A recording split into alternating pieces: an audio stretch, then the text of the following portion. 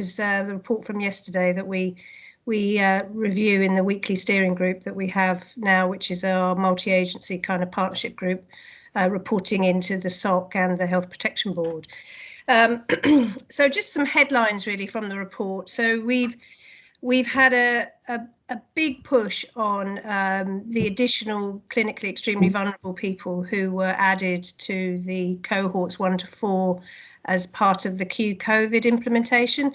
And that's meant that we have vaccinated now 69% of that population across City and Hackney. And that's a 10% increase from last week. So from our point of view, that's a really good achievement. We've made really good progress on cohort 5, which 72% have received the first dose, and sorry, I've just seen Honor's message, and cohort 6, 45% of that population have also received their first vaccination. In terms of the work that we're doing with the local vaccination sites, so we are modelling now towards the end of April in terms of capacity and planning around availability of slots, etc., and staffing, and that's obviously dependent on the flow of vaccine, which we have got some indications will pick up in the next couple of weeks. And so in total, the whole cohorts 1 to 6, it's about 66,000 people across City and Hackney. So you can appreciate the size of the challenge really, and the scale of the operation. And that's offering at maximum about 640 appointments a day at both at each site. So that's at the Bocking site and at the John Scott site. So you get some sense of the scale of what the local vaccination centres are delivering.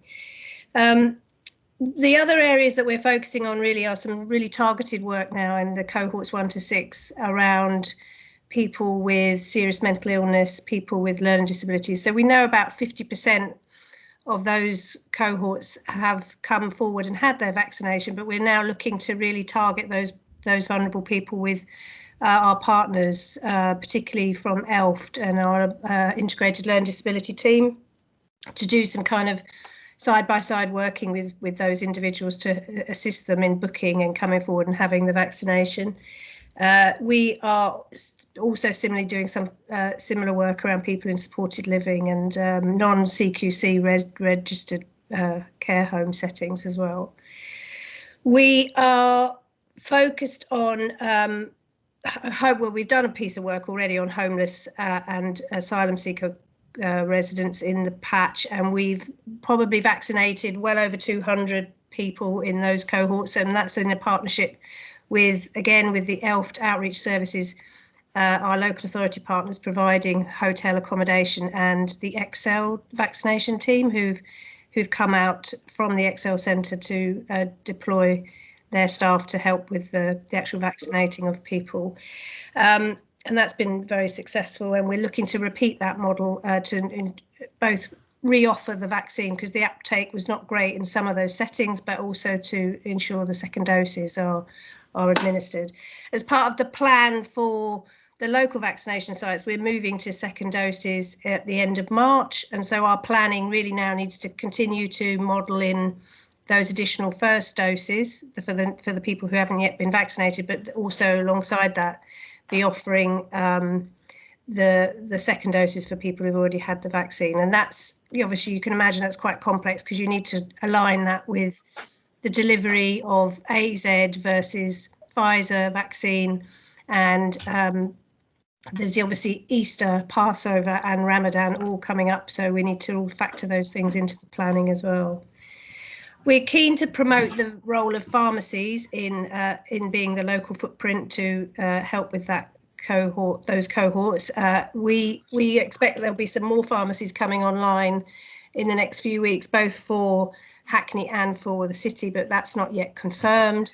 And then obviously we just are continuing to promote the role of the mass vaccination sites in delivery, because they are an important part of the footprint that's available to people, and really working hard on some of the kind of key messaging around that with our partners at North East London.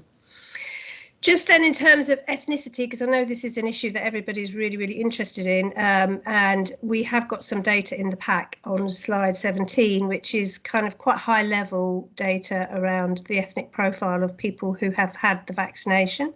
So for City and Hackney, we seem to have pretty good uptake in our Asian and white populations, and our black population, as described in the data, is where we see quite a dip. And as a result of that, we are doing some engagement and consultation work with some partners in the African network based in Hackney, and also another organisation called SWIM, who are an Afro-Caribbean British organisation, and really looking to have an engagement event similar to ones that we've had already, which have been quite successful in encouraging people to discuss and air their concerns about the vaccine. And then our aim is to follow that up with potentially some more outreach available facility for people to come and have the vaccine. The challenge that we've got really is, if you, alongside the need to deliver the local vaccination sites and the scale of that operation, is really being able to have a sufficient resource to offer outreach in that, really outreach in the sense that it's really out there in very localized communities. But we are definitely keen to do that where we can. It's just tricky because of managing the requirements around the vaccine in particular, because it's just quite volatile, and you need to, you have to use it within a certain shelf life, and you don't want to waste it. That's some of the demands around some of those models are quite challenging. But we have got a working group with partners and with our local councillors looking in depth at the best way to address those issues. Then just finally, I'll just say, in terms of staff vaccinations, the data there is not as high, there's not as much profile, but we can tell you that we've vaccinated almost 7,000 staff at the Homerton, so 6,877 staff, which I think is brilliant. And we have been able to really offer that across the board to community and voluntary sector and local authority staff as well. And from my feeling, the profile of the organisations that we've contacted and that we've offered the vaccine to has been really extensive. So I think that's a real success story. But yeah, I think that's all I'll say for now, if that's okay. And happy to take any question. Great, thank you. Thanks, Siobhan. We've got a couple of hands up already, and I know there's a question from Paul in the chat you might want to have a quick look at regarding people declining for different reasons, and can we tell the difference? But first of all, Chris, do you want to go? Chris Kennedy. Thank you very much. Siobhan, thank you so much for this report. Certainly the members of Parliament have been crying out for detail on vaccinations and being able to have something that they can publicly refer to, and not being shown bits of data and then have it covered up again and said, but you can't tell anyone about it. And this is a well laid out and comprehensive report, and I think really welcome. I'd love, is there a chance of a weekly update that can be circulated? I'm conscious that we as a local outbreak board only meet every month, and it would be lovely to have a sort of rolling update on this, just to share these figures with people. And the other thing I wanted to say about the outreach work, you rightly mentioned the Black Communities webinar that we had, the Community African Network event that's coming up on Saturday, the Turkish and Kurdish event that we held on Tuesday. So Hackney and the City, jointly with Enfield and Haringey, had 2,500 Facebook views. So communities really do want to have more information, hear more detail, and the more opportunity that we provide for that, obviously the better. And as you pointed out, the comms group that Randall and I take it in turns chairing is constantly working out, where do we focus our effort next. But tremendous work. Thank you. Great, thank you. Next we got Rada Feldman and then Haren. Rada. Or Raya Feldman. Is that me that you're asking? Raya, I'm sorry, yeah, I mispronounced it. I do beg pardon. Yeah, sorry. I'm from Hackney Migrant Centre. Thank you very much. Can you hear me okay? Yep, you're good. I've got, I'm just really interested in the targeted pop-ups for marginalised communities, not just for the settled ethnic minority communities. So I wondered what work you were doing to, apart from you mentioned the hotels, to target undocumented migrants and those who might not be registered with GPs, and those who are living with friends or who are destitute. Would it be possible for vaccine pop-ups to be organised to coincide with the activities of public-facing charities? For example, there's a charity called Aquaba, which provides a cooked meal for destitute migrants every Sunday. And evidently their volunteers might be able to access the vaccine. But it would be, it would seem to me also a way of reducing vaccine hesitancy in the target population if it were possible to vaccinate volunteers and service users at the same time, because it would be in the context of people they trust and know, and in a sense the space is already there. That's just one example. Food banks would be another. I'm gonna stop you. Yes, thank you. That's fine. The question is very pertinent, and thank you.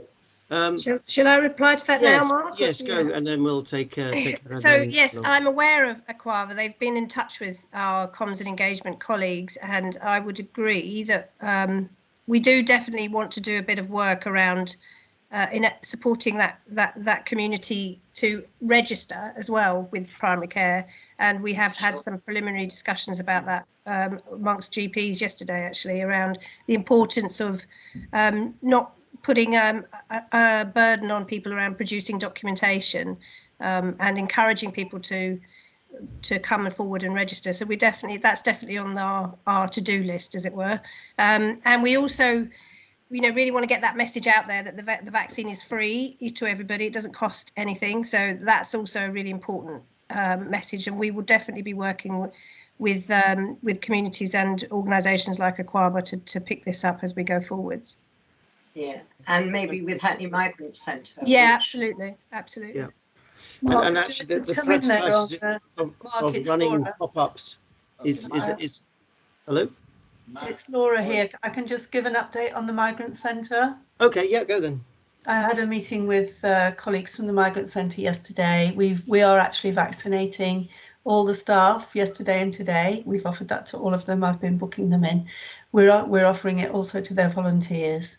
And I said that I'd be very happy to create special slots at either centre for volunteers to bring migrants to the centre if they're feeling unclear about coming on their own, so that we can support them. And we agreed some key messages about how the centres are not interested in anybody's status or anything. We're just interested in giving them the vaccine. So we said we'll work as closely as possible as we can with the Migrant Centre.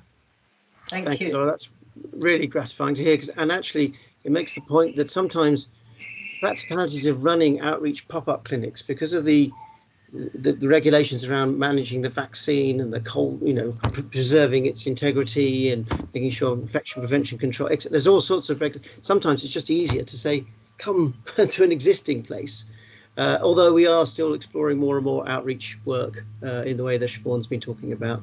But thank you, Laura, that's wonderful to hear that.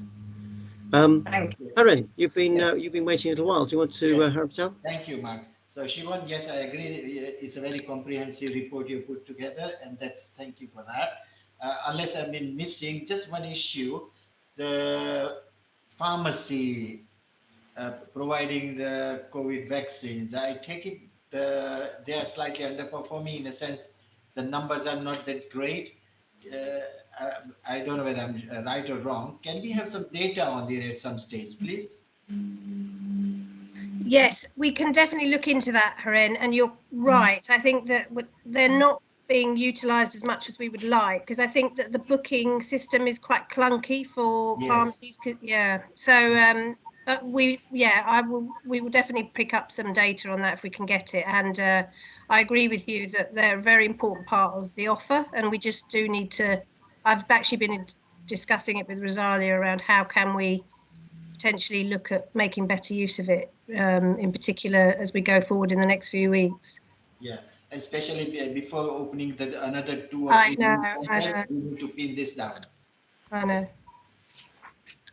But of course, the approval of any new sites is, of course, nationally and regionally mandated. You know, that's not a process within our. You know, we can influence, but we can't actually say no.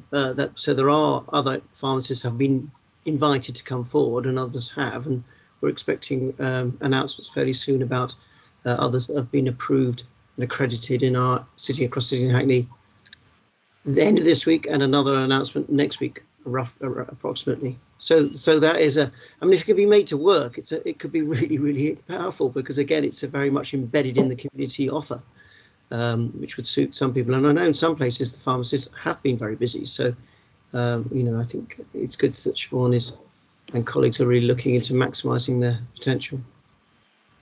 I've got another hand up. Randall Anderson. Hi, thank you. Just a couple questions.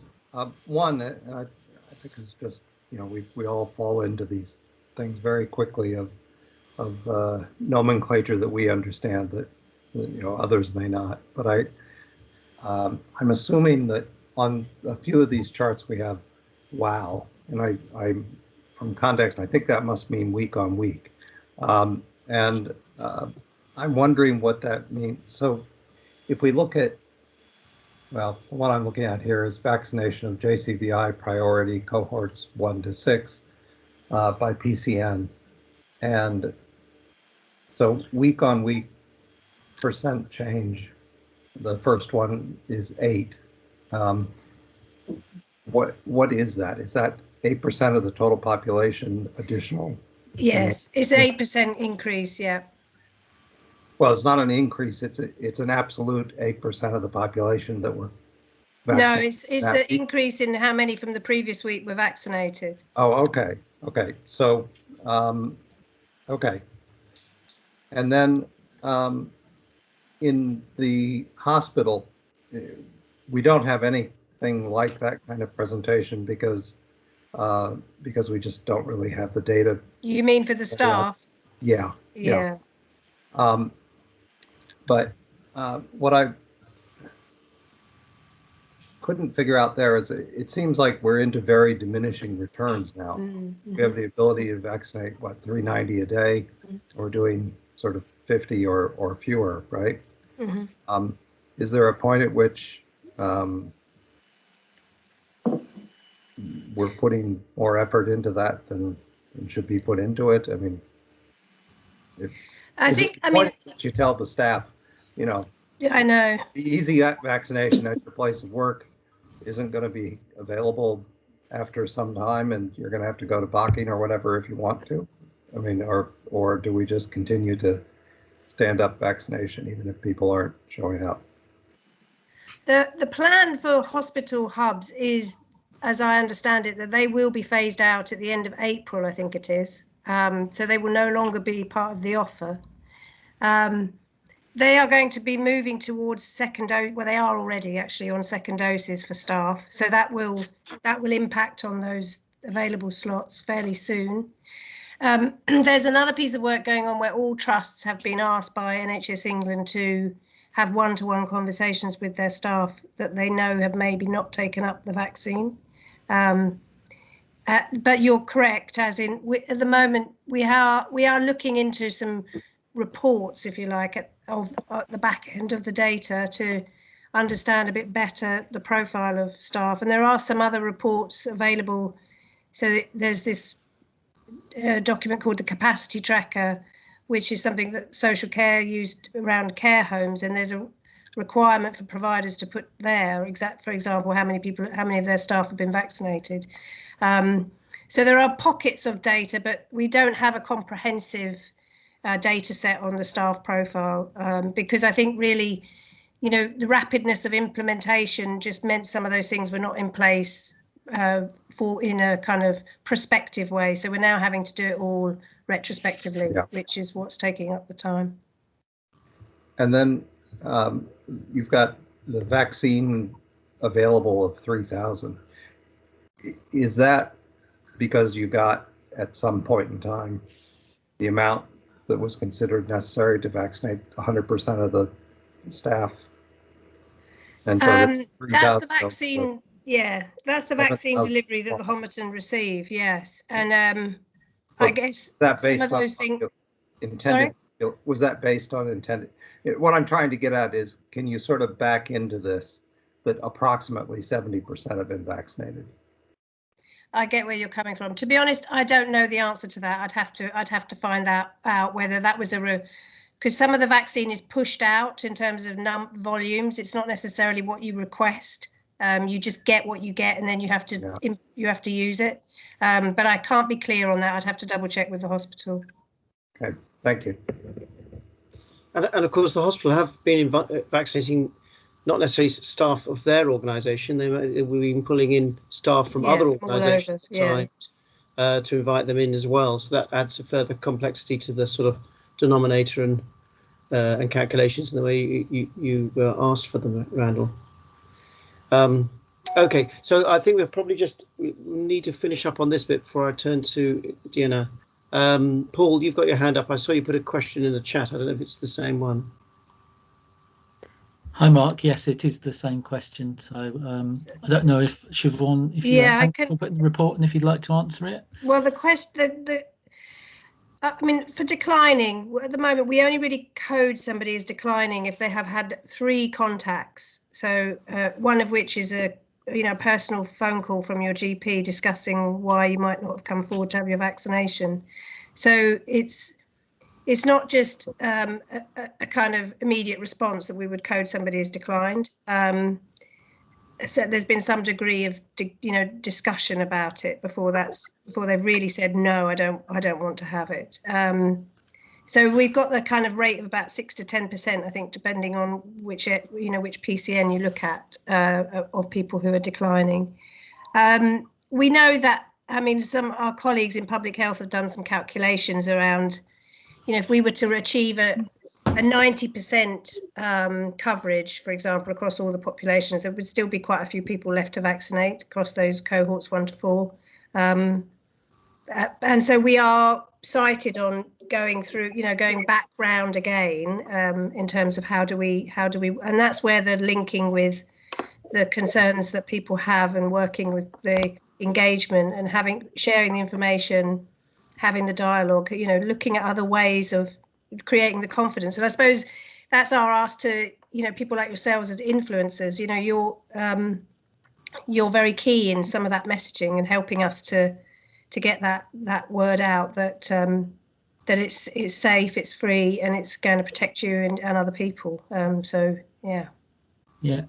The reason I raised it, Siobhan, is that we know of at least one case where on medical grounds, the person wasn't going to take the vaccine and was looking towards sort of April when their treatment plan had finished, and they were contacted 3 times. Okay. So they would be recorded as, declining, but this was in agreement with the GP. So I'm wondering if there's, I mean, I think there are, there are people that, don't want it yet. Within that code, I mean, maybe our GP colleagues can respond. Yeah, I was going to say, Haren, or I can maybe clarify a bit. Haren. You're on mute, Haren. You're on mute. Haren, you're on mute. Yeah, so the answer to that question is there is an option of deferred. So people can defer that till May, June, July, whenever they want to. And it is properly, adequately quoted, so that's fine.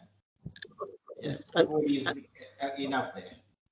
And some practices won't code at all because they just say, well, yes, just ring, we'll make sure that we then up on a subsequent search. So they put a little note into the notes so somebody can see the conversation's been had. So it's not a standardized process. And often if you do decline, you might put the code in. You may or may not add a little free text comment as to why, but you might not.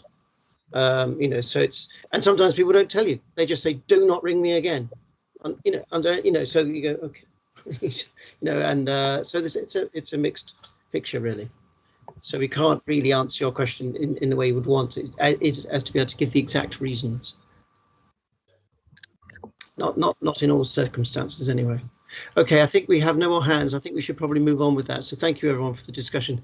Siobhan, thanks very much for presenting, and please do stay with us. So can I turn to, I guess it's Diana Dovajeva. Are you going to do your usual presentation for us? And then of the activity numbers, and then we'll discuss those. Thanks very much.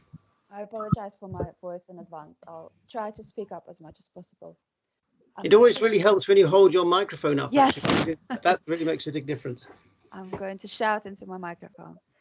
I'm going to share my screen with you just so you can follow what I'm saying, but you should have that within your data packs as well, or within your papers rather.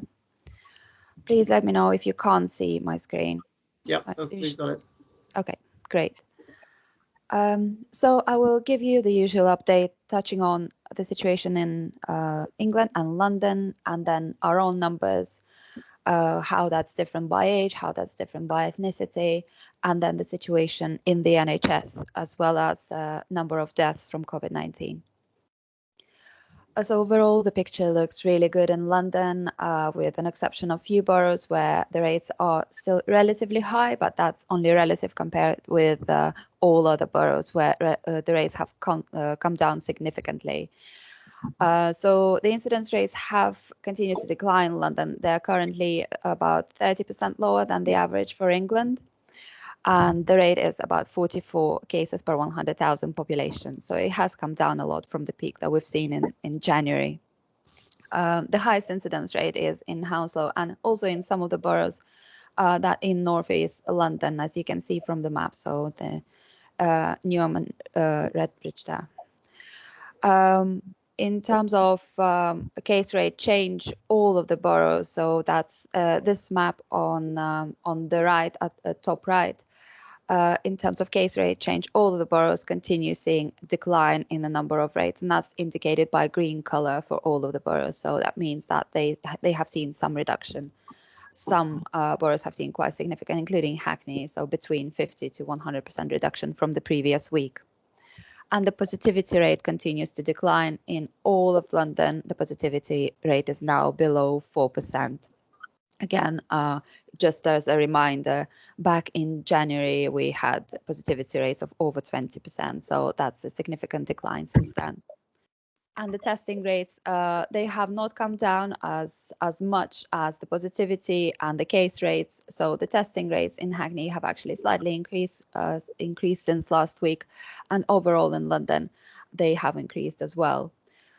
So people do come through testing, and the decline in the positivity rate and in case rate does not mean that there are less tests. So how our own epidemic curve is looking like, you can see that this peak back in March and April is significantly smaller for what we know. These are obviously the cases that have been identified through testing, compared with the peak that we had in December and January, but we have come down significantly since that peak. And currently the rates are similar to those that were recorded back in September 2020. Hackney rate is around 33 cases per 100,000 population currently, again, declining week on. So a really good story there. And the testing rates, like I said, they have increased. It's different for PCR and lateral flow tests. So PCR, we are seeing higher testing rates versus lateral flow. And the positivity rate as well picked up by PCR tests is higher in Hackney versus lateral flow test. And that's the bottom bullet point there. So with the lateral flow, we're picking up around 0.3. And with PCR testing, our positivity rates around 1.2. How the incidence rates differ by age, so there is a variation. I have to just explain a little bit the chart that you're seeing here on the left. So the vertical axis is the age group, so you can see 0 to 3, 4 to 12, and so on. And at the top is all ages. And the red line, the dashed line, indicates where we are not very confident about the rates. So these are the most recent data, and that's the cutoff. So why we're not so confident about those rates which come after the red dashed line is because some of the tests might still be coming through, and therefore that might change for some of the age groups.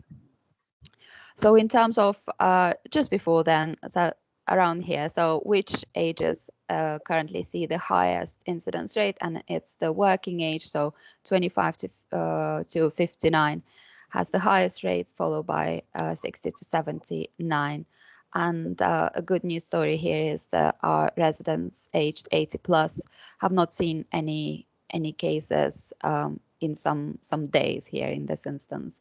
But that's really good, and hopefully that continues as a trend.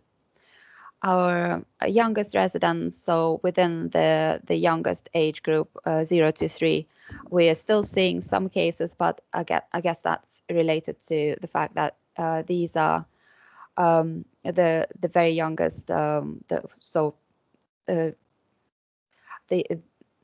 guess that's related to the fact that these are the very youngest that still were going to nursery while the schools were closed, so they have had some exposure. So maybe that's due to that.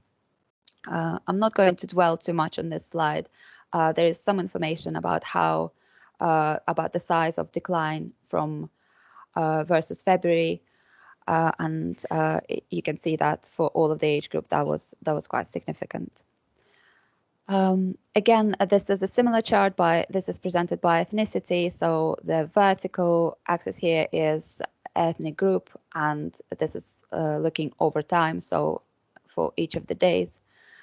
And there is a variation again, depending on which ethnicity our resident is coming, which ethnic background they're coming from. However, because the rates have come down so much, some of the rates that are presented in this chart here are based on very small numbers, often less than 5, and these are indicated by red color. So where you see red, that means that this is based on less than 5 cases, and therefore it is not very robust as an estimate. However, where we do see, so the figures in black, which based on a larger sample size, we do see quite a bit of variation, especially for residents coming from an Asian background, such as Bangladeshi and Indian. They do tend to see higher rates in this period from February to March compared with some of the other ethnic groups.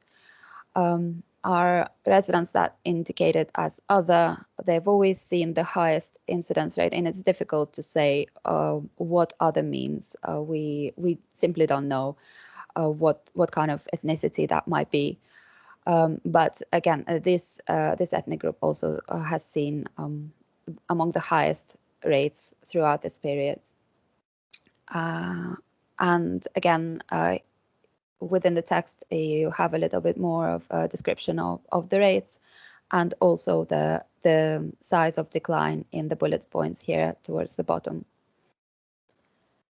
In terms of the pressures on the NHS, this is again a good news story. So in the week ending 7th of March, COVID-19 related occupancy fell at 3% in general and acute, and 17% in critical care. So 17% of beds in critical care and 3% of beds in general and acute are occupied by COVID patients. And in contrast, at the beginning of January, these figures were 52 and 48 respectively. And overall bed occupancy remains relatively high, though. So in general acute, it's 61%, and 64% of critical care beds are occupied. That figure for critical care beds is actually based on an increased capacity. So the ITU bed capacity has been escalated to accommodate the increased pressure. So it is not quite business as usual, a number of beds that we had before the pandemic. And the last point talks about the staff absences. So again, that curve shows a significant drop in the number of staff absences related to COVID-19. Again, a really good news story, and hopefully with also all the vaccination rollout that continues to remain quite low.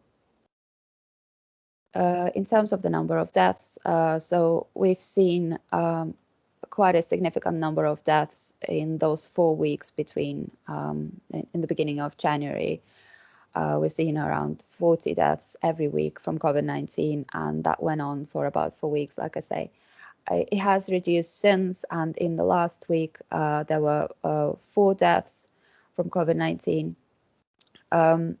And we are seeing now for the past 2 weeks of available data, and that's the end of February, our number of weekly deaths is more like the 5-year average that we have seen, we would see in a normal year. So that's again a quite welcome change from coming down from that peak back in January. We have analyzed the profile of those people that died from COVID-19, and we looked at the first wave of the first peak and the second peak. So it is quite similar in terms of what socioeconomic background most of the deaths were, and that's routine and manual occupations. And there were more deaths among our diverse communities versus white residents. However, because luckily, because there were relatively few deaths, it is very difficult to see whether that was significant. So when we do take, and I might just show you quickly this, when we do take all deaths from COVID-19 so far, we can see that there is a variation between ethnic groups. So this is white residents versus Black, mixed, other, and Asian. So we see that among our residents that are identified as other ethnicity, the death rates were the highest. However, it's not significant compared with the mixed and Asian, and that's indicated by these vertical bars here. So the vertical bars indicate statistical significance, and basically we can't see significant difference between these 3 ethnic groups, but they are significantly higher compared to white. And the death rates among our Asian residents were also significantly higher compared to the white ethnic group, but there wasn't difference between Black and mixed and white. So that's what we've seen so far. We did not divide that by first wave versus second wave.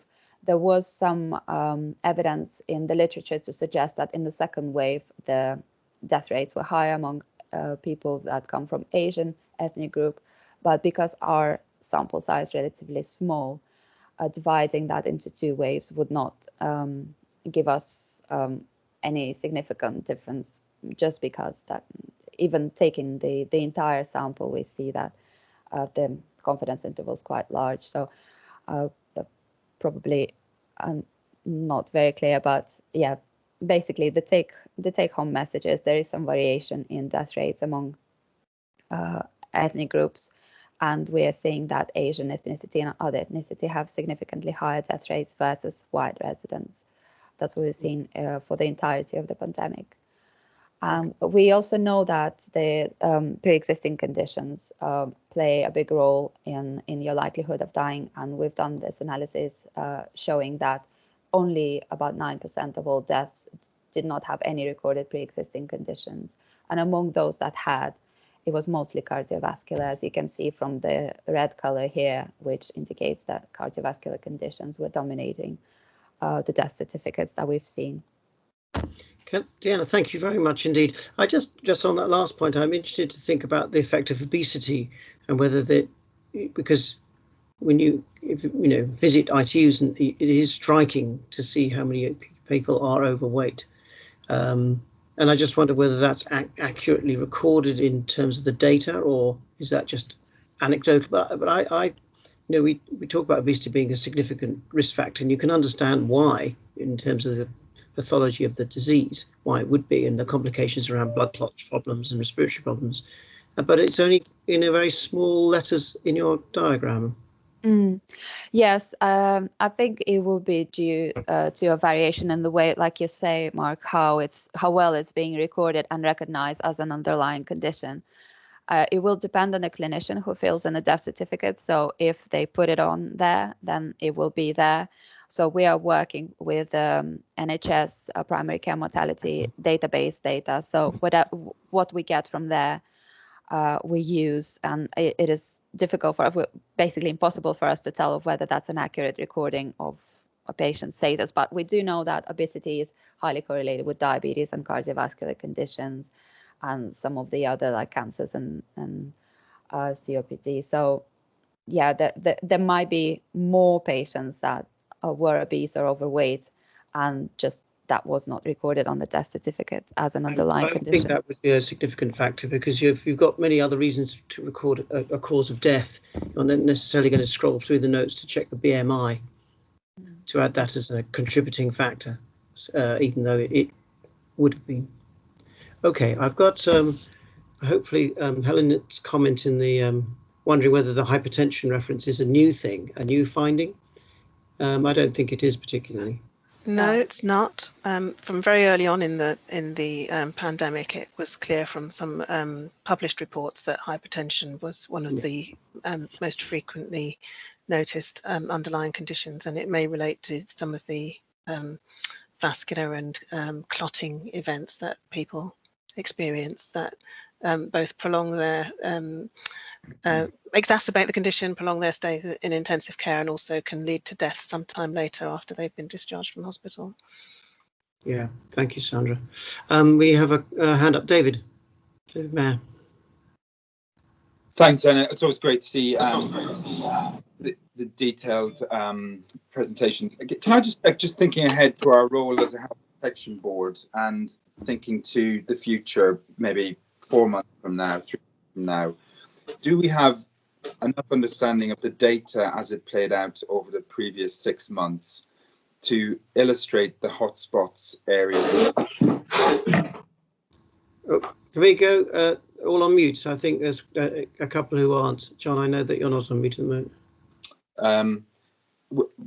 I can remember when we saw the incident rate kind of starting to blossom in City and Hackney. It was everywhere, and then we looked at it across northeast London, and we could see a trend running down the Lee Valley, out the A13 towards the docks. And if you put that on a time graph, you could almost see the kind of the ingress of that particular variant. And I just wondered whether there was more work we needed to do to understand the context within which those hotspots existed at the time. I know the most entrenched hotspot in northeast London remains down at Creekmouth on the Thames, where the Beckton sewage works is. So it's that kind of public health intelligence around the settings within which the virus has thrived, and whether there's any learning from that we would then apply to our role as a health protection board in 3 or 4 months' time if we had a further surge. Yeah, it's a really good question. The looking back exercise, though, is not quite as helpful as the constant monitoring and surveillance looking forward, because there'll be a combination of new outbreaks or new clusters of existing variants that we know about, but also new variants arising that will appear to come out of nowhere.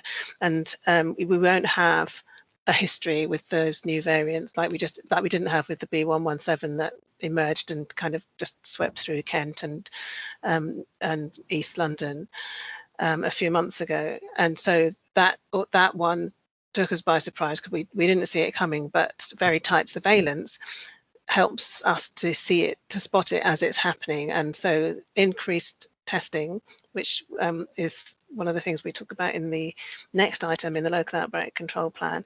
So scaling up community testing, a lot more testing of people who don't have any symptoms, particularly as we start to open up the economy and people get back into circulation, is going to be a really important factor as part of our ongoing surveillance.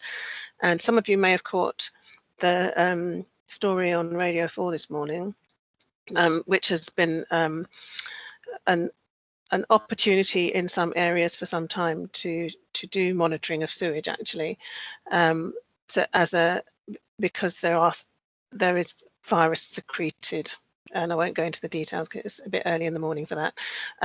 But by monitoring the sewage, they can pick up viral particles and narrow it down to particular locations where the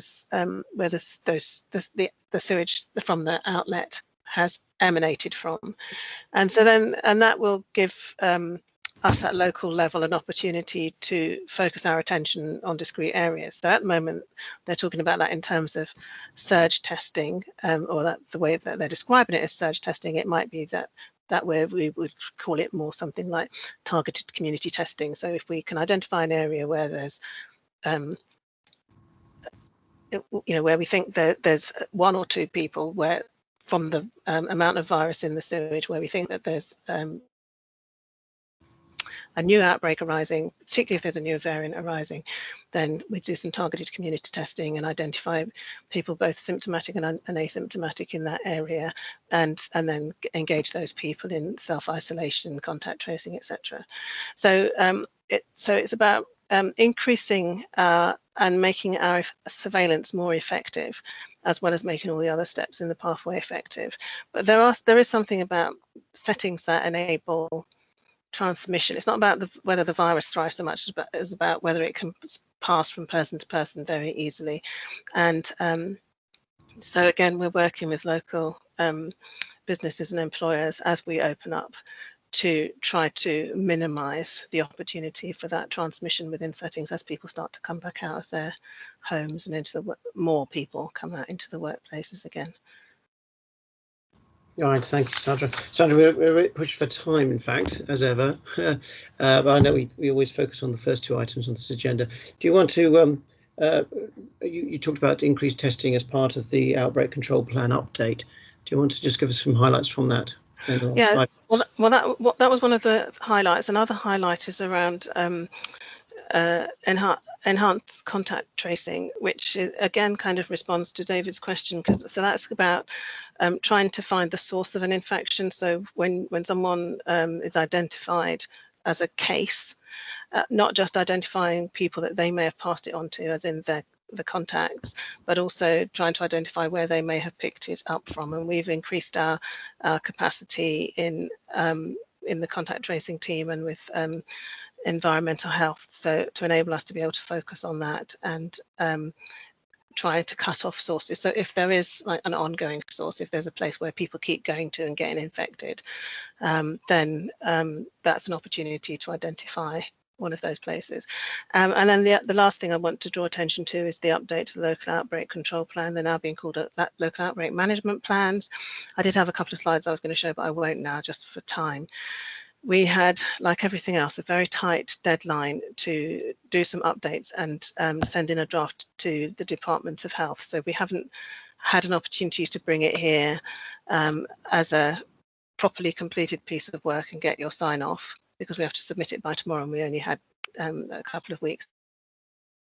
But it is the purpose of the update is, from the Department of Health's point of view, is to make sure that the national and local system is working effectively and that our plans at local level are therefore fit for purpose. And there are a number of areas that we were asked to focus on, including community testing, contact tracing. Support for self-isolation is also has increased in priority in the national plans, and clearly we've been focusing quite a lot of attention on that at local level too, as well as outbreak management and surveillance. So all of those areas of our plan are being given some attention. Because we've been updating our plan on an ongoing basis, fortunately we haven't had that much work to do, and we'll bring back the properly updated plan to the next meeting. Okay, great, thank you, Sandra. So colleagues, I can't see any hands or any other comments about the outbreak control plan update, so obviously we've had a chance to look at it in the papers. I therefore propose that we have our pause, because we have another 2 hours of work to do, I'm going to give us all 5 minutes, so I'll be starting again at about 2 minutes past 10. So see you shortly. Thanks very much.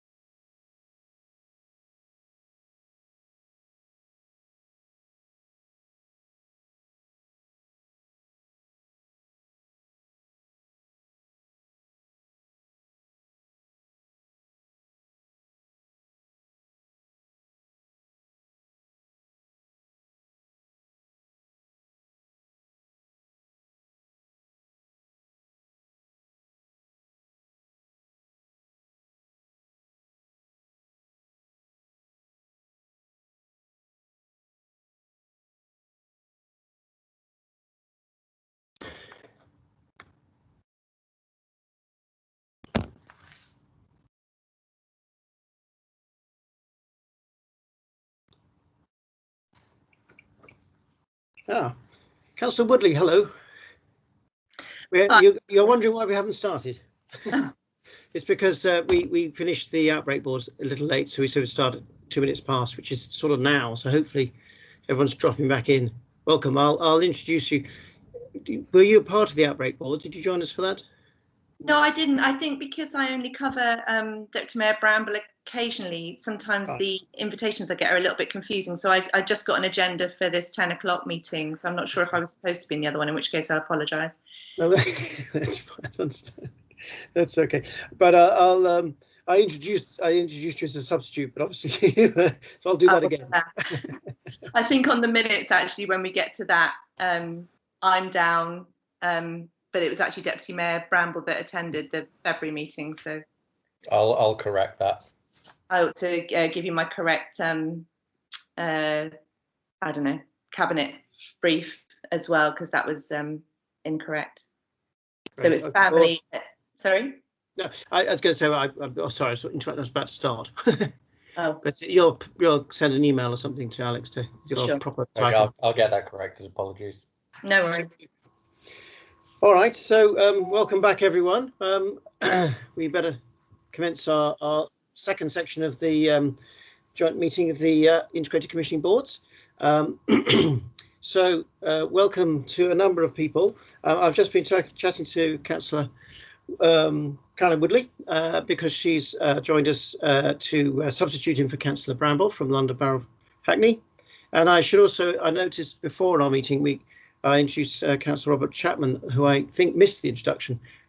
So welcome, Councillor Chapman, who's substituting for Councillor Renison, and I understand that's going to be on an ongoing basis. So welcome to the meeting. Again from London Borough of Hackney. Welcome to Steve Collins, who I'll just may as well welcome again for others who've just joined this part of the meeting, acting CFO for North East London. And I have an apologies for Jake Ferguson, who can't make it today. Alex, unless there are any other apologies that have come in that I've missed, anything else? No more. Good. Okay. So can we just note our declaration of interests, please? And I'll just pop that down there. Anything else we need to declare on the agenda, in addition to what's registered on our registers? No. Okay. So can I ask? Sorry, Mark, I just add for some, I guess because of time in mine haven't been added to this, but I suspect we can make sure that they are added. They are consistent for all the North East London CCGs, but for completeness, I just note they're not there. Is there anything that we need to know? There's no conflicts, no. Today? No. Okay, fine. All right. I'll leave that with Alex to follow up on. So, yes, in terms of that, can I ask the City ICB to note the register of interests and the Hackney ICB to note the register as well and the declarations? Thank you very much. Nods I can see. Thank you all. So questions from the public. We don't have any in advance. As I say, as ever, I will endeavour to take questions from the public as we go through the agenda, but time permitting. So if we're up against time, I might not be able to do that. So moving on to the minutes from the previous meeting, we've just had a note from Karen Woodley about the attendance being incorrect. Alex has already taken note of that in terms of attendees. Rather than go page by page, does anyone have anything they particularly want to pick up on the minutes? No? Okay. So can I ask City ICB to approve the minutes, please? Yeah, and Hackney ICB to approve the minutes, please. Approved. Thank you very much. So the action log, there are 3 items on that. The first actually about the system sponsor in relation to the VCSE enabler business case proposal last time we received. David, you were going to follow up about the sponsor role. Did you have any update about that? Because it has got today's date for, I think, or this meeting for reporting against that. No, we're still working through some of the options with local authority colleagues, but I'll be able to give an update next month. Yes, okay, that's fine. It doesn't impede the work that's intended. We just need to get the right leadership model in place. Yeah, I thought it was a bit ambitious to sort of have it sorted by this meeting anyway, so let's just put the due date for next time. That's great. The second item obviously is the date to be confirmed. So again, we'll manage that outside the meeting, but I didn't expect it to be reported today. And the third action is around the Children and Young People's Maternity and Family 19, the increasing demand for CAM supporting support increasing. And in fact, we'll see on the risk register later in the agenda that continues to be the case in terms of its rating. Matthew Hopkins was going to circulate a paper around giving some more background to members about that. I don't recall seeing that, but I'm not sure that I might have missed it. I'll follow up with Matt and get that circulated. All the more pressing because of the risk going up since last month as well. But we'll maybe come to that in the risk register later in the agenda. Okay, so can I just any other comments about that? I can't see. So regarding the action log, can I ask City ICB to note the action log, please? Thank you very much. And Hackney ICB to note the action log, please. Noted. No. Thank you very much. So let's move on then to the first substantial item of the agenda, the CCG transition update. David, do you want to present the paper? I know there are 2 sections, but anyway, I'll leave it to you to present the local ICB, and then there's the thing around the white paper update briefing from Nell. Over to you. Great. Thanks, Mark. So there's a lot of papers. I'm not going to go through them in detail. As Mark says, it's split into 2 sections. One broadly is an update on the CCG transition and the work we're doing to develop our local decision-making structures through the Integrated Care Partnership Board, this board, and a new delivery board, the Neighbourhood Health and Care Board. I'm going to talk a little bit about the priorities that are coming out of that work. They've been informed by COVID. And I'll talk a little bit about the transition within the CCG, both in terms of management arrangements and work that we're doing with the team there, just to keep us all focused on the work that matters locally in City and Hackney. So to make a start, I guess there's slides 22, 23 and 24 give you a sense of some of the priorities that the wider partnership have identified as part of their concentrated integrated work during COVID. They're broadly split across the Marmot Life course, but also within 3 priority areas: children, young people, families and maternity. There's a priority grouping emerging on rehab and independence, and one on neighbourhoods and communities. I guess we're going to focus on some of these at the development session on the 16th, but just for our public members, I think important to note that mental health and primary care is within all of these priorities.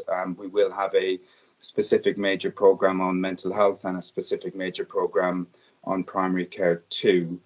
I guess my perspective on these priorities are that we may well, as an integrated board, wish to focus on 2 or 3 really key priority areas that we want to really make a difference on over the next year. So in children, young people, families, maternity, I think children is a major theme for our work going forward, and young people up to 25, considering both the impact of reduced school attendances and schools not being open, but equally the diminishing opportunities, life opportunities for people as the economy resets itself. So I think a concentrated, focused effort from across the partnership on children, young people, maternities and families would be a really helpful thing for us to begin to put our minds to. Within the Living Well framework, we've got a focus on neighbourhoods and communities. This is, as you know, the strategy within which we hope to deliver new community services based around population groups of 30 to 50,000. Again, going back to a primary thematic, I would think that it would be wise for us to think about carers in the context of neighbourhoods and communities. And again, to bring that back to why I think carers, again, it is driven partially by COVID and partially by the economic reset. So we know that people will be waiting on longer waiting lists for treatment. That means they will be relying on their families and their loved ones for support. And we equally know that people will have diminished opportunities for meaningful employment to maintain their independence. And again, they will be relying on support within their wider community and within carers. So I think carers for me in the context of neighbourhoods seems to me to be a really key priority. And then in the grouping on rehab and independence, it covers all the areas that we would expect. Again, the thematic for me, I think, relates to discharge. So where we have people who are accessing hospital services, be they mental health or acute hospital services, that we have the processes in place to quickly discharge people back to a setting which allows them to maintain their independence. And that's important for a few reasons. The first reason is that our hospitals have big waiting lists. Therefore, the longer people stay in hospital, the less numbers of people we can get through the hospital to have their needs met. So we do need to have really quick discharge processes, appropriate discharge processes. It's not a case of getting people in and moving them out inappropriately. It's about having a good flow, and that means us working together as a team, as we've done during COVID, with our local authority colleagues to ensure that placements and so on are lined up to allow people to be discharged from hospital safely. So discharge for me would be a big focus for the coming year. And again, we can test some of that out at the development session next week. To update then on the progress on the boards, the Integrated Care Partnership Board is in its ongoing development phase. There's, as I said, a session on the 16th to test out some of the operating model that I'll talk about. The Neighbourhood Health and Care Board met for the first time this week to look at issues around delivery, so orientating itself to the financial context we're operating in and beginning to have some of those conversations about the priorities for delivery, about how we as a partnership deliver integrated services for people in line with the priorities that I've outlined. Page 26 talks through some of the board membership. I'm not going to dwell on that too much. I think we've seen a lot of that here before. It's the product of some of the discussions we've had. There's an ongoing discussion with our primary care leaders, particularly to make sure that the clinical leadership model that has served us well in City and Hackney is enshrined in the model that we develop here in the Integrated Care Partnership Board. And we've got some plans for that, which I'll talk through in a second. So slide 7, again, is fairly common to people. What it begins to set out, I'll go from the bottom to the top. It sets out a set of strategic enablers for the system, some of which we've had in place for well over 3 years. We've got some additional enabler groups, a population health management enabler group and a VCS enabler group.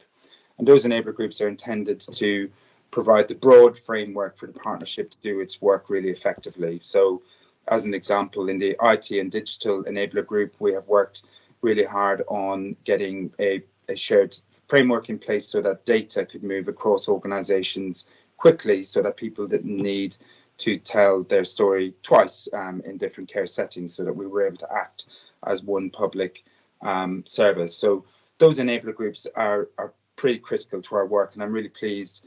In the later paper, we'll talk about some investment that we've secured for those enabler groups to continue their work over the coming year, which is good news. Moving up through it, we have our programs that I've just talked about, the priorities grouped along with primary care and mental health. Alongside that, we have a set of engagement fora. So there's a primary care and PCN leadership group. We think that will become in due course a clinical executive for the system. It will provide a place where we can take our plans and get them checked clinically for good outcomes, for alignment to pathways, to check that they're clinically sound. We also have a practitioner forum, which is more than just clinical, where we bring our plans to partners, including allied health professionals, social work, children's services, and so on. And that practitioner forum has been really quite effective during COVID. We've had it weekly initially, bringing people together. There's been 400 odd people invited. We've had attendances at some points touching almost 200. So it is a good place to bring people together to do planning and discuss issues in a shared way as a partnership. So I'm just going to talk about the Population Health Hub a bit later. That's a new and a really exciting addition, I think, to how we organise ourselves and begin to bring expertise in around population health more generally. We talked about it in the context of the COVID prevalence in the Outbreak Board, or the Health Protection Board rather. I think that provides a really helpful way of us being able to draw down expertise, like somebody like Diana and others, kind of putting their intelligence onto matters of population health that we might be designing within the major programs. The central point then gets into detail around the subgroups, so places where we try and get our decisions made safely and well. So there will be a City and Hackney Integrated Care Partnership Delivery Group. It'll be very much the doing, the getting on, the work streams working in partnership. It'll be where all of our teams come together to shape delivery. A finance and performance subgroup, which will keep an eye on finance and performance and provide recommendations to this board on matters of investment and changes to contracts and so on. We would expect the finance and performance group to fulfill that function. We're about to get started on a quality and outcomes group, which will bring our safeguarding oversight and some of our work in terms of quality oversight and assurance into one place. I think having a group on quality and outcomes, with outcomes being the driver of good population health, I think is a really important addition to the framework. And then our people in place group, which brings our expert patients like Ida and others together into a place to help inform strategy from a patient and resident perspective. All of that then is delivered through the City and Hackney Neighbourhood Health and Care Board, which is the delivery board, including the directors of social care, directors of adult services. There will be senior directors from the CCG. It is a senior management team for the system and is responsible for getting stuff done. From this board, it will set the direction and the strategy, and that Neighbourhood Health and Care Board will do it. And that's the intended accountability framework. Above that, you see this board, the Integrated Care Partnership Board, working with the North East London CCG subcommittee as one integrated care partnership board. There are some terms of reference which we're discussing next week at the development session, which brings to draw those strands together. It is a bit more complicated than just being one CCG working as we have with the Integrated Commissioning Board. We are trying to do something different. And then you see that set out in the context of North East London more generally. So to give you an overview then of clinical leadership, these figurines I think are helpful. They're overlaid on the slide that I've just presented to you. There is a purple clinical lead chair. I don't know why purple, but it's not a bad colour. I think it suits Mark. He's the current CCG chair. He will have a role in the system on the basis of his membership of the North East London CCG. We will be appointing a Integrated Care Partnership clinical lead who will sit on the Neighbourhood Health and Care Board and will be the clinical lead for that board. We've got our PCN directors. There's two members attending both the Neighbourhood Board and the Integrated Care Partnership Board, and then the primary care clinical lead, along with workstream clinical leads who've been helping shape our work. So I think a comment that you would rightly present to me here now is that is a clinical look of leadership within the system. And of course, our ambitions as a partnership is that it is more than just clinical leadership which drives our work. It is social workers, allied health professionals and others. So this model will iterate over time, and increasingly we'll see a much more visible, integrated way of leading our work with the experts shaping our decisions. So the subgroups are outlined on page 29. I mean, we are continuing with our finance and performance structures in the CCG until such time as the finance and performance group is in place. Similarly, we expect over April and May for the quality and outcomes group to be established, and we would expect to have non-executive membership of that to help embed our commitment to outcomes. And the people in place is convening initially with a review process in April that Anne Sanders will be leading, with a view then by May the people in place group would be standing up and beginning to get its kind of its wits about itself in terms of what it needs to do. So just to move on then to give you a quick overview in stocks, I know people do want to understand how some of this is working. So the CCG staff will transfer to the North East London CCG on the 1st of April. The TUPE consultation has closed. There are no major issues through that consultation process. The people who are working in the City and Hackney system will continue to work in the City and Hackney system within the context of the Integrated Care Partnership. So we are not losing people to North East London. They will be employed by North East London, but they will be working here within the framework that I've outlined. We're going through a piece of due diligence on novating contracts to the North East London CCG, and consistent with our values, we're letting organisations that we've had a relationship with that we're no longer going to be working with, we've been communicating with them to let them know of our plans and to keep them involved and updated. So in terms of transitional management arrangements, so I, as people know, will be finishing my time on the 31st of March. I've appointed, along with Henry Black and Tracy Fletcher, a Director of CCG transition from within my senior team. That's Siobhan Harper. Siobhan will take on the role of the Director of CCG transition initially for 6 months. Siobhan, as you know, has been the planned care lead for City and Hackney for many years. She was also a Deputy Chief Officer of the CCG and is the SRO of our vaccine programme. So I'm really delighted that we've managed to secure somebody locally and somebody that we know to be effective and that knows the programme and is able to get stuff done. So that is good news for me particularly, so I don't have to worry about it in April when I'm starting a new job, trying to think about who's doing the work in City and Hackney. That role will support Mark in his role as chair. Tracy Fletcher is taking on an ICP leadership role within the NEL ICS. She will be responsible for the Neighbourhood Health and Care Board and will chair that board along with the clinical lead that I mentioned earlier.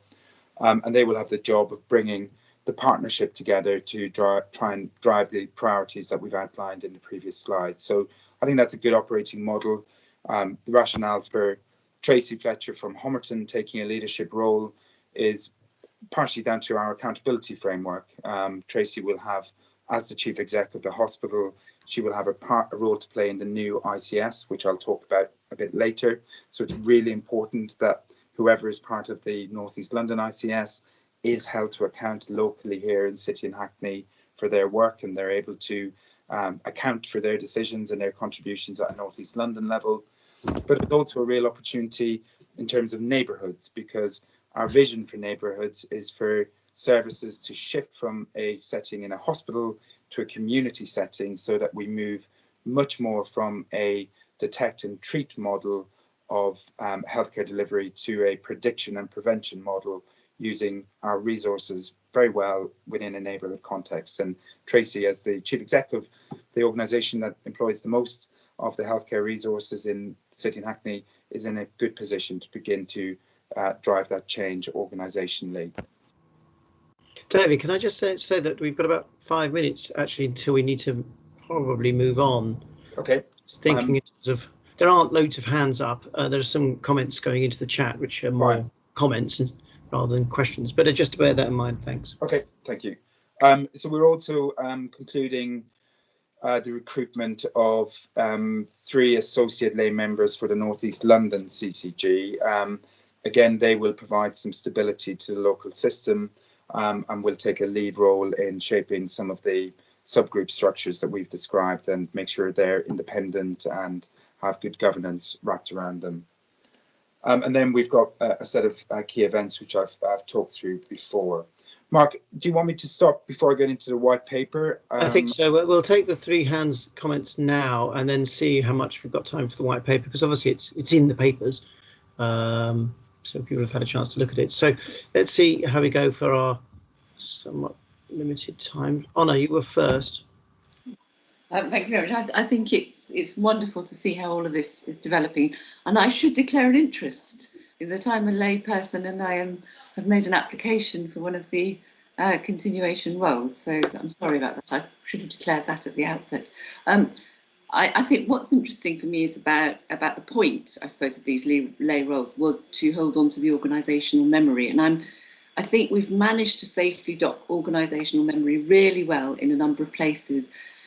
And I speak as somebody who spends their time working with human organisations and my Tavistock role. I am worried about the neighbourhoods board, just not because I don't think it's going to do its work, but I think it might be the place where some of our difficulties may emerge. It's got the most work to do in a way, and it's got to perform it in a rather different way.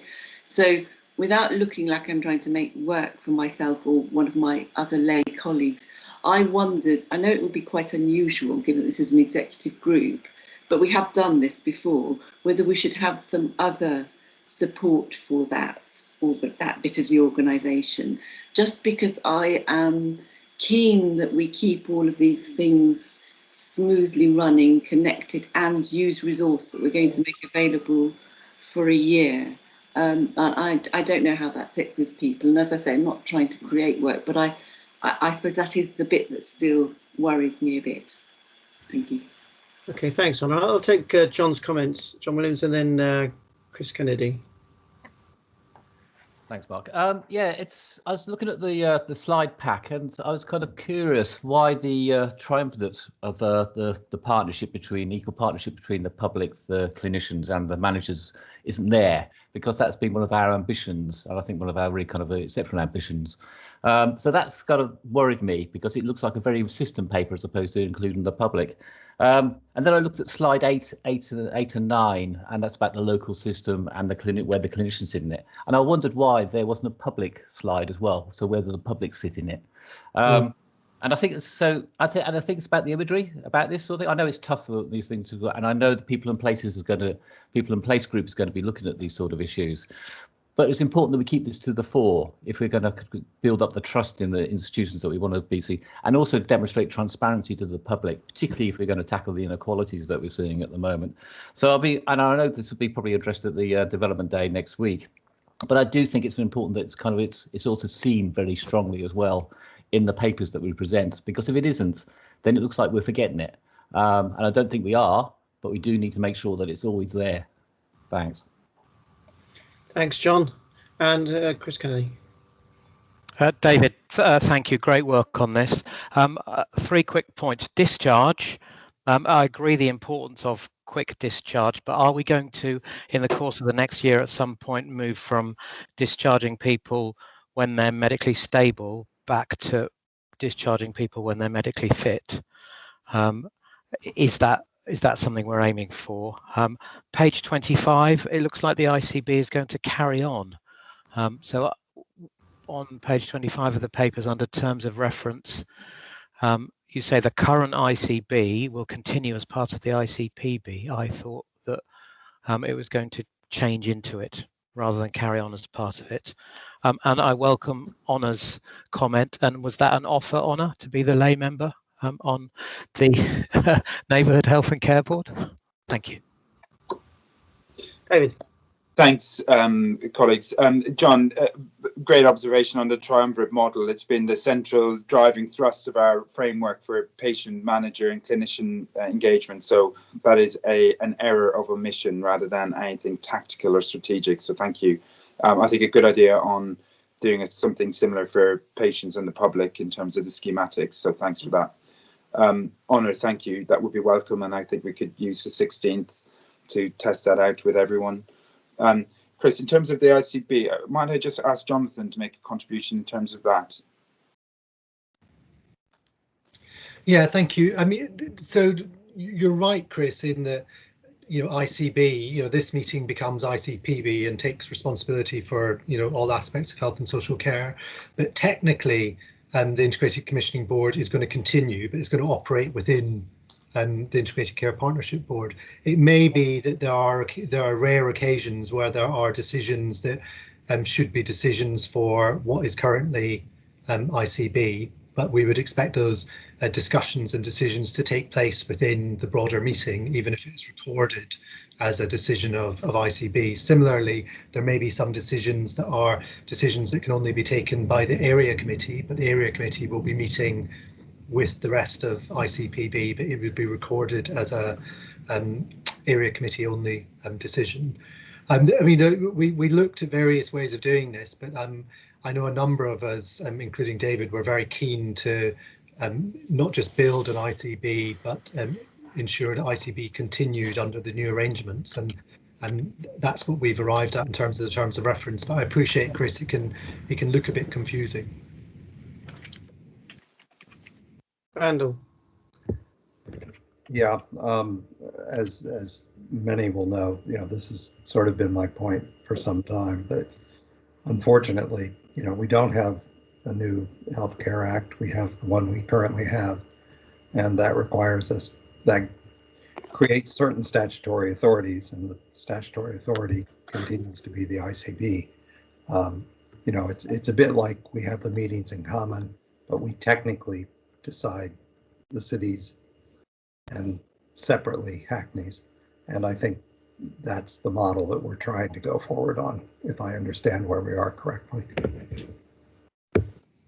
And I guess I would add that a consequence of that is that there is significant representation of elected members on this board that is setting the vision and strategy for health and care, and that is not something you'll see in any other part of the country, and it's something that we were very keen to maintain in the new arrangements.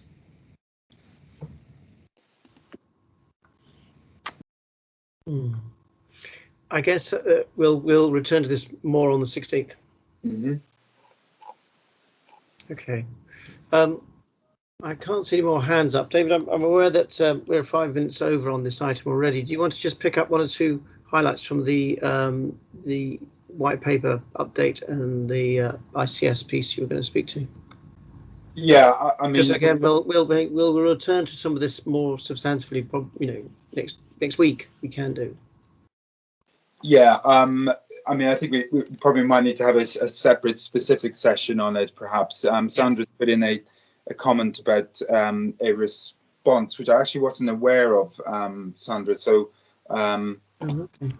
the closing date for that call for evidence would be helpful. So maybe you could put that in the chat as well, or send a link. I mean, this is a summary of the legislation as it's proposed, which would put in place a NHS ICS body as a statutory body and a health and care partnership board as a separate statutory body to try and support place-based joint working and to support the development of provider collaboratives.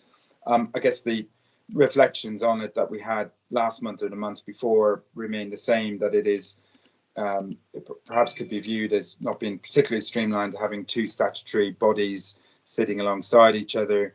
You need to be clear about which one's responsible for shaping decisions and shaping policy and which one's responsible for delivery. You could theorise that the model we're trying to develop in City and Hackney, you could view it as perhaps a model that's been proposed here, where there is a partnership board which sets policy and outcomes, and then a delivery group, which in the ICS framework would be an NHS delivery group. We're not intending to be just an NHS delivery group in City and Hackney. We're a delivery group of partners. So I think it feels like it could do a good wash through with social care being front and center to some of what's being proposed to try and drive integrated care. So what is integrated care? I don't think it properly does that. There's also some detail in this particular pack that I guess I would need further conversation with my North East London colleagues. So for example, the ICS paper does set out an expectation for provider collaboratives to come together. So large groupings of providers working as formal collaboratives for health and care, health service delivery. So for North East London, we already have a North East London Acute Alliance in place. It's the group that is trying to get elective services back up and running, and it involves Homerton, Barts and BHRUT as outlined on page 43.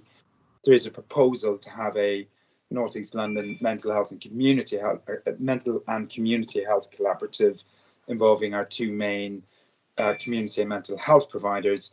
I guess the amendment to this is adding Homerton also to that line because they are a community health provider and also provide mental health services. So just for the sake of clarity, I think that's how that will evolve over the coming months.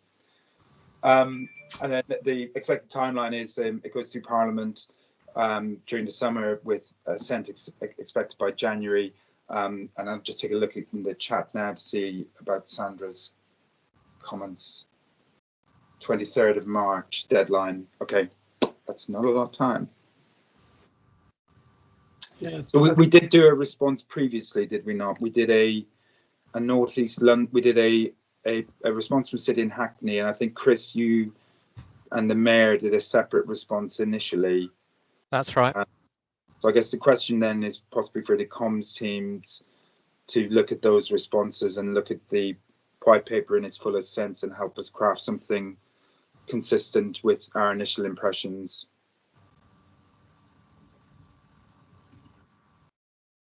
Yes, because I think those comments will still be very relevant, I'm sure, in terms of what's been published. Okay, we'll have to take that outside the meeting for now. One or two other points I think we'll need to move on now. In fact, I know that, Chris, your comment about fit for discharge versus how you put it in terms of the sort of threshold for discharge decision making, whether able to be discharged versus in optimally fit state to be discharged, is work that will go on in the subgroup structures. But it's a really pertinent point because clearly some of those thresholds shifted a bit during the COVID crisis. But actually some of the supported additional support that was put around people to help them discharge would mean that we may be able to continue in that way with different thresholds into the future. But again, that's the detailed work of the working groups to look at. But it's clearly important to consider that the point you make. I'm just aware that we have this session on the 16th. We'll be able to bring back quite a lot of this discussion in more detail there. John, you made a comment about the health watches as well in reference to slide 8 and 9. Again, I'm sure David would want to make sure that that's referenced appropriately. So thank you for those. So shall we move on to the Population Health Hub scoping paper? Sandra, this is, I should have just do the formalities. Can we just, City ICB, can we note the papers we've just been discussing? Thank you. Hackney ICB, note the papers we've just been discussing. Thank you very much. Okay. So moving on then to the Population Health Hub scoping paper. And deliberately, it's the next item 7, Health and Equality Steering Group. Clearly, they have relationships, and we'll maybe discuss them in an overlapping way as we go. But initially, Sandra, do you want to present the paper and also the fact that you've got some particular questions you want the ICB to focus on?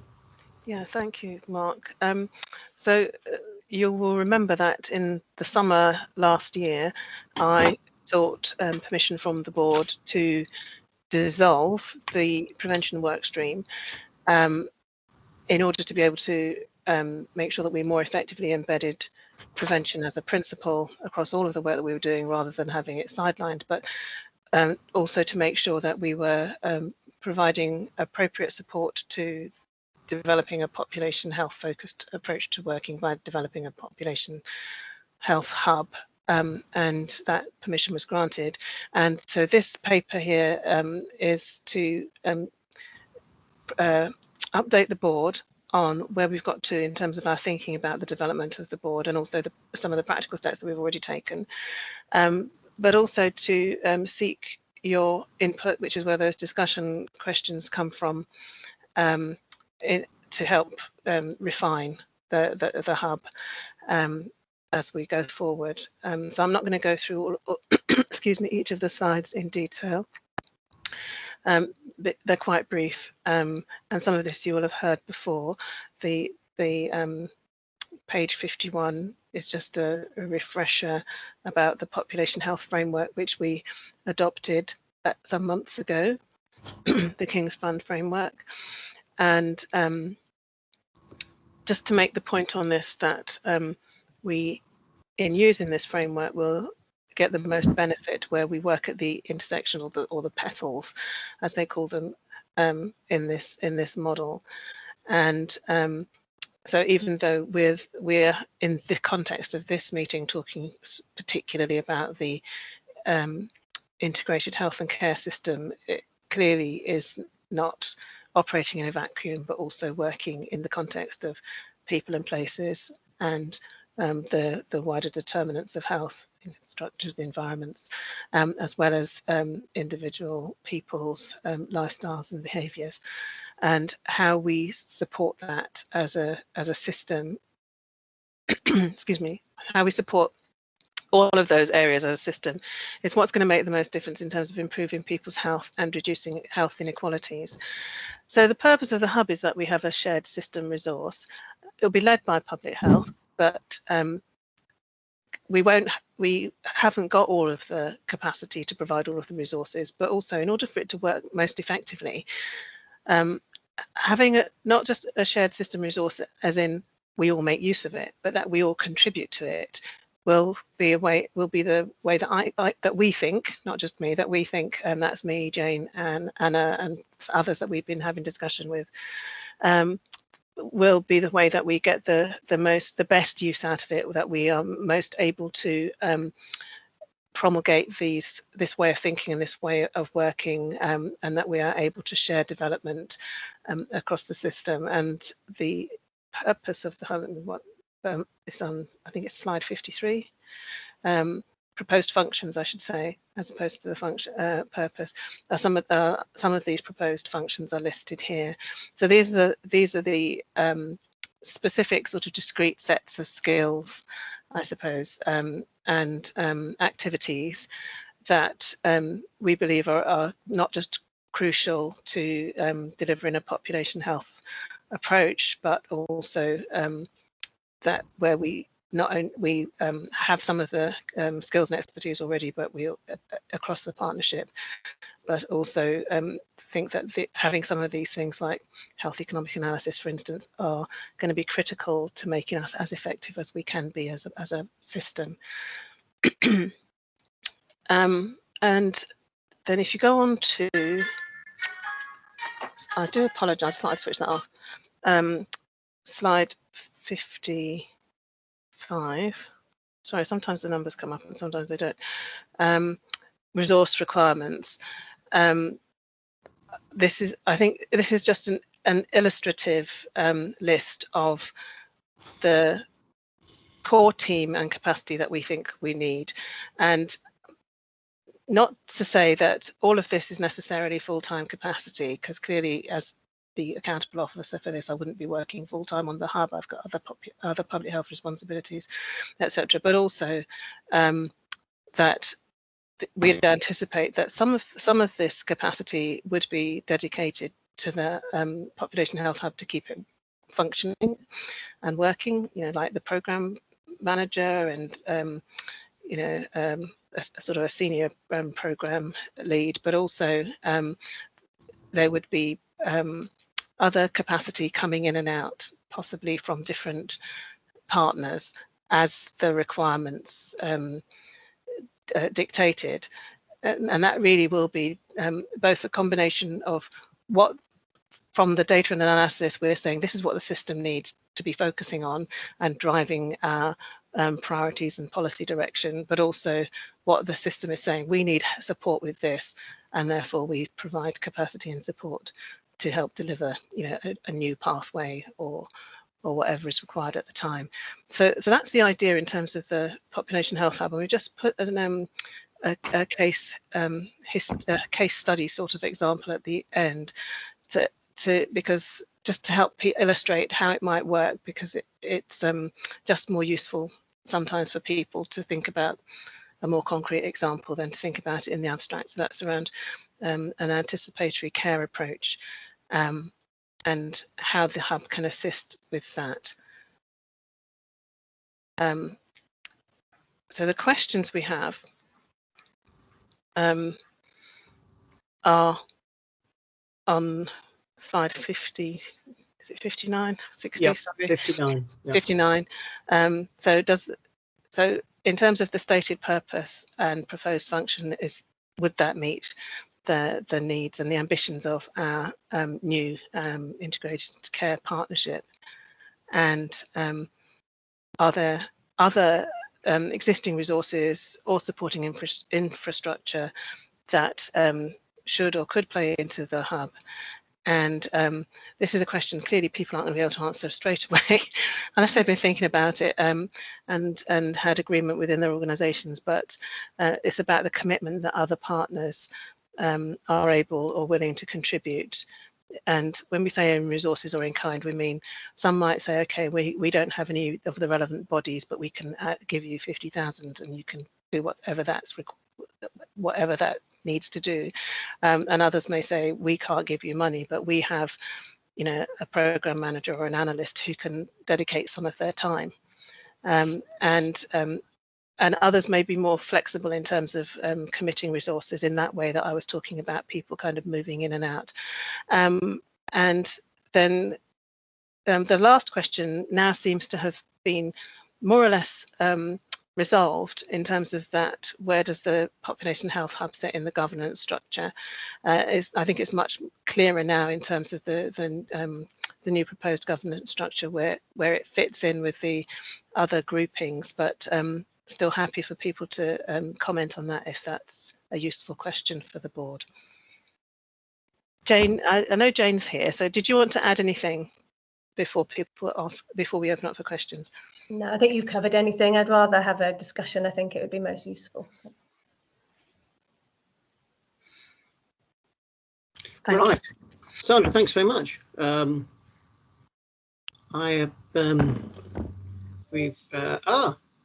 was going to say, after a moment of collective shyness, Chris has come forward with his hand. Chris, you just put your hand down. Sorry, I meant to turn my microphone on rather than putting my hand down. Okay. Look, I think the answer to question one is yes, it does. I think this is a very good and impressive piece of work.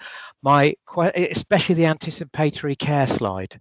I think that really demonstrates what we want neighbourhoods to do. My biggest question is about the accuracy and the updating of data. So all those things that feed in, especially like the JSNA, you know, it's the first one you mention in the data and insights section. And I know we've talked in the past, but it's not something we actually do about a rolling JSNA. And I wonder where, because some of those bits of data that you talk about, so like your the PCN profiles, presumably they're updated on a fairly constantly ongoing basis. Can the JSNA do that? Where, because I'm very conscious that some of our data, like we've got the census coming up, that's a moment in time every 10 years, and in the end fails to properly give you the data you need to demand resources from central government.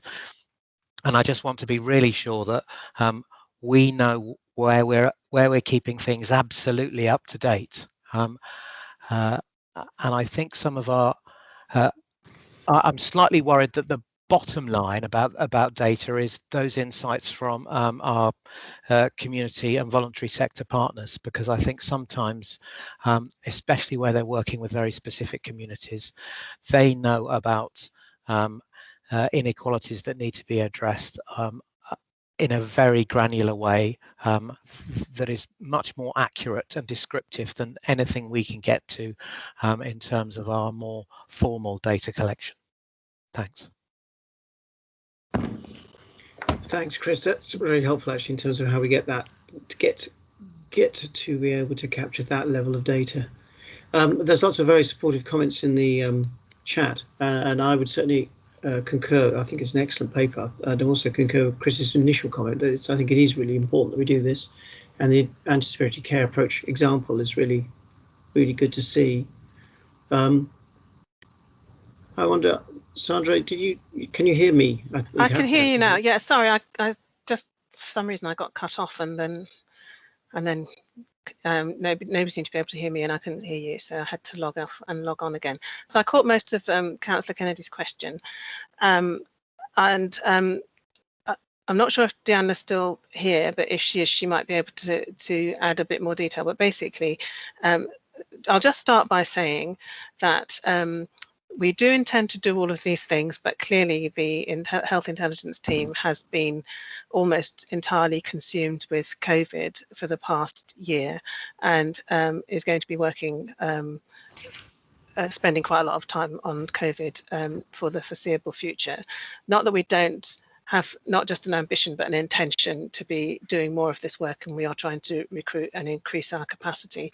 And one of the things, as it demonstrates on these slides, is that we would expect at least one dedicated analyst to be working with the hub. In terms of the JSNA, yes, we still have an intention to change the format of the JSNA to make it more live, kind of in the way that we have with the COVID dashboards. Some data you can update on a fairly frequent basis.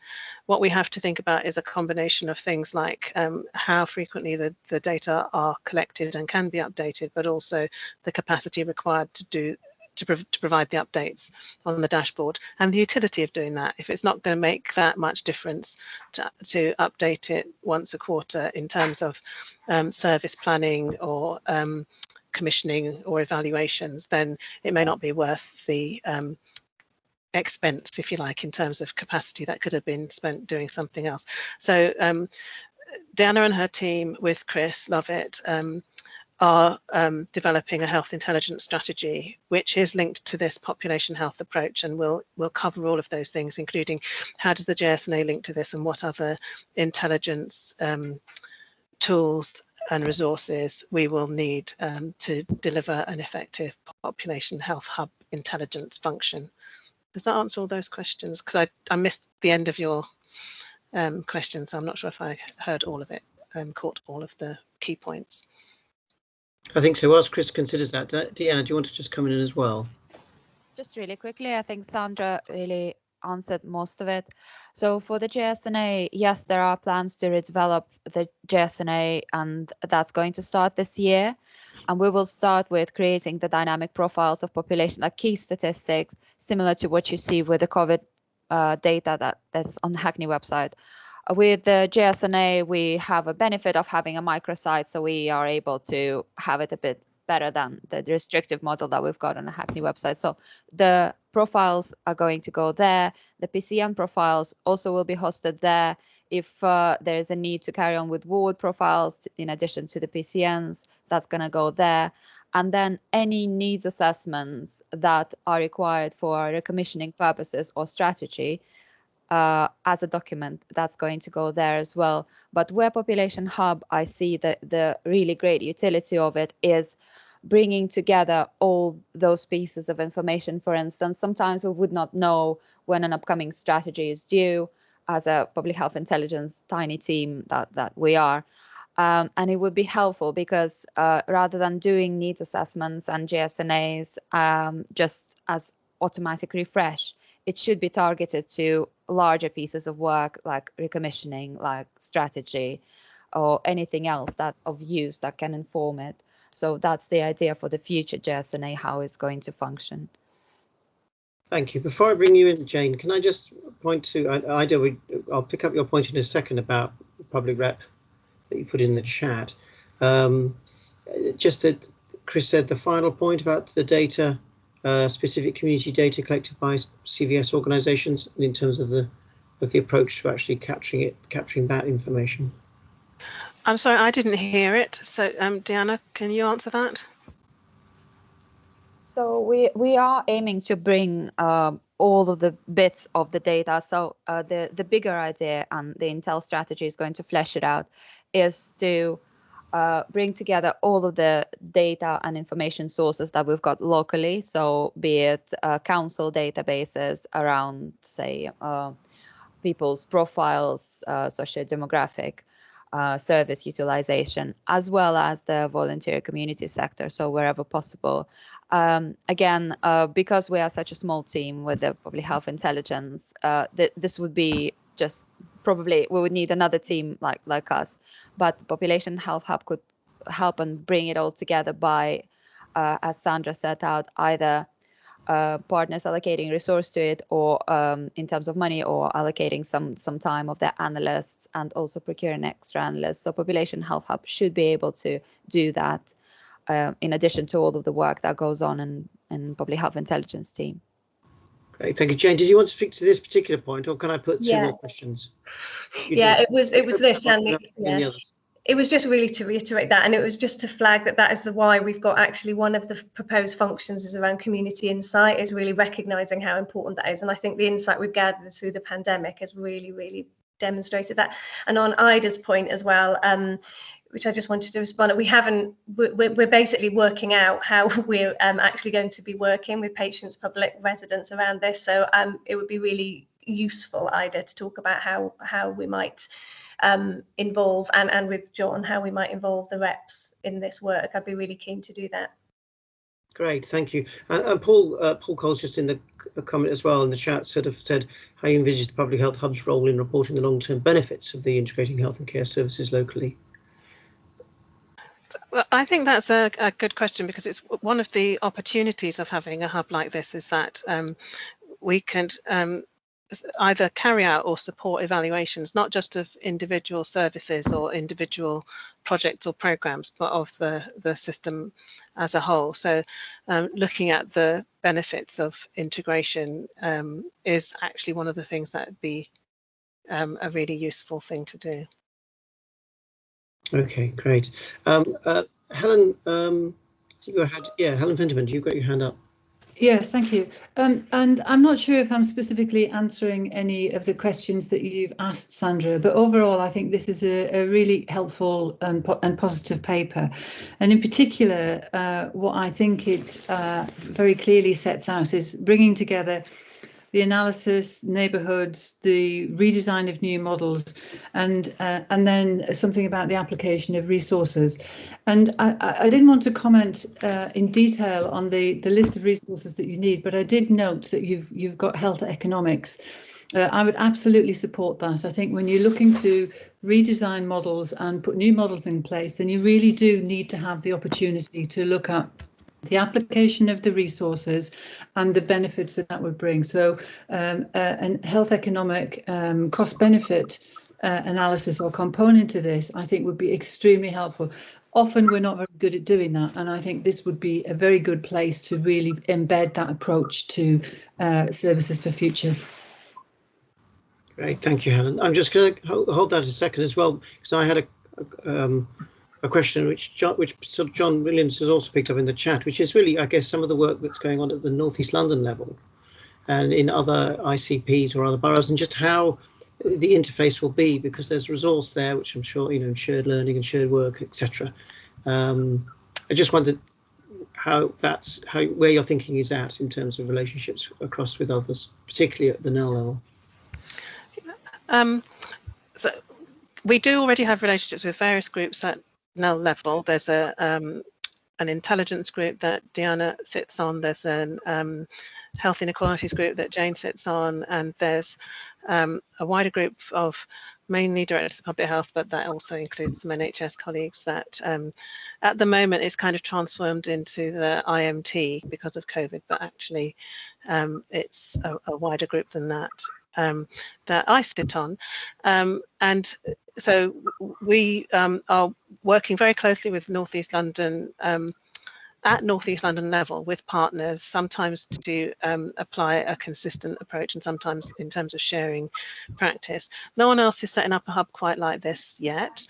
I think it's, obviously we think it's a good model, that's why we're proposing it.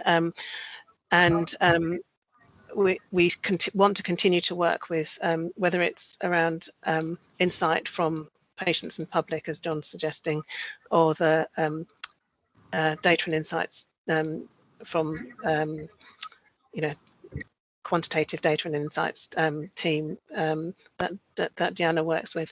We want to continue to incorporate that so that we can understand what's going on in City and Hackney in the context of what's going on at North East London, as well as being able to feed up to North East London from the City and Hackney perspective, where there's good practice or insights that would benefit the whole system. Great. Okay.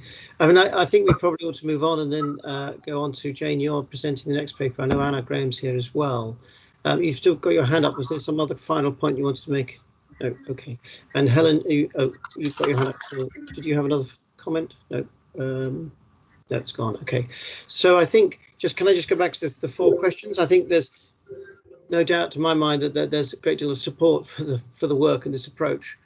And I think, as you said, the 4th question is clearer now in terms of where it sits in the system.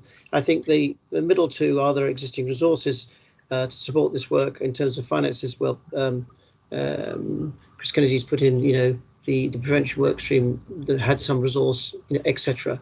And the third question about whether this is supporting kind with staff's time or some money, I think obviously the detail of that will need to be managed outside of the meeting now. But I think overall we're clearly supportive of it. Dave, you've got a comment about those practicalities? Yeah, I mean, just from a CCG perspective, we're just hugely, immensely supportive of this. We've identified some enabler resource for population health, which is in the next paper, I think, which we would hope to be able to draw upon. And additionally, there's people on the CCG management team who will be taking a leadership role with some of the population health hub work. So yeah, well done, great paper.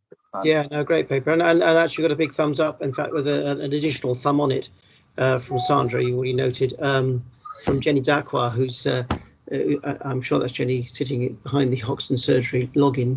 For those who aren't sure who that is, from the PCN, one of the PCN clinical directors. So which is great to see. Thank you, Jenny. So let's move on then. Jane, back over to you again. I'm going to propose that we note, etc., these 2 papers together. So let's move straight on to the Health Inequality Steering Group. And I'm sure Anna Garner, indeed, will be Anna Graham, sorry, Anna, that's someone else I know, will be contributing. Jane. Great. Okay, thanks. So there's a summary which covers more or less what we need to sort of update you on, and this is a bit of an update paper, but there are some specific questions as well. So what the paper does, it just sets out why we set the steering group up, which I think you've had an update on this before. It sets out the membership, and it just explains how we've met 3 times, twice in workshop sessions, to quite quickly develop a set of strategic priorities for tackling health inequalities, particularly in the wake of COVID, but longer term, obviously, it'll be broader than that.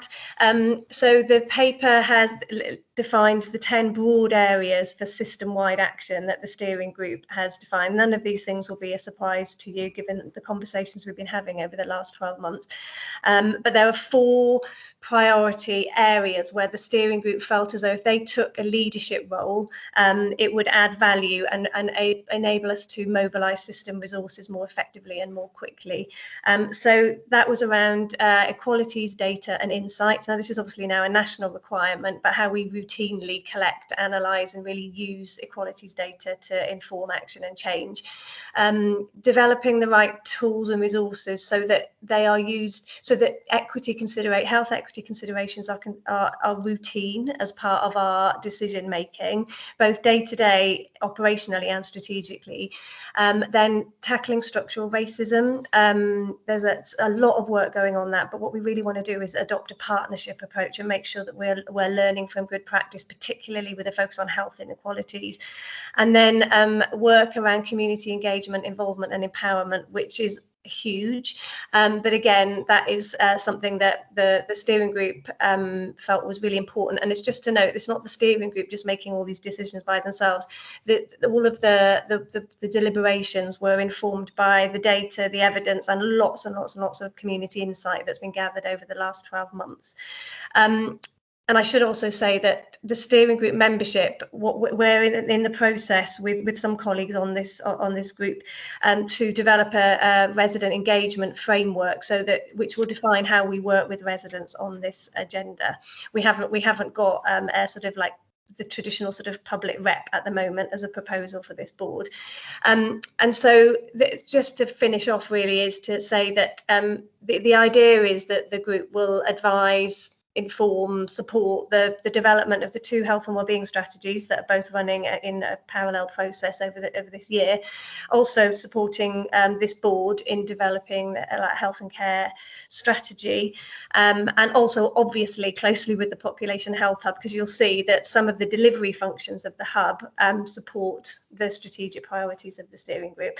And over time, I think that the sort of the work of the steering group will really increasingly align with the hub and the health and wellbeing board. So we will need to keep the need for the steering group under review. I mean, in theory, if we were successful, we wouldn't need a health inequality steering group in 12-18 months time, because everybody would be doing this.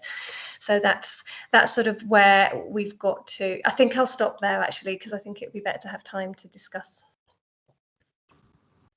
Great, thank you, Jane. Anna, did you want to make any comments at this stage? No, I think Jane's covered it. It would be better to take people's comments. Very good, thank you.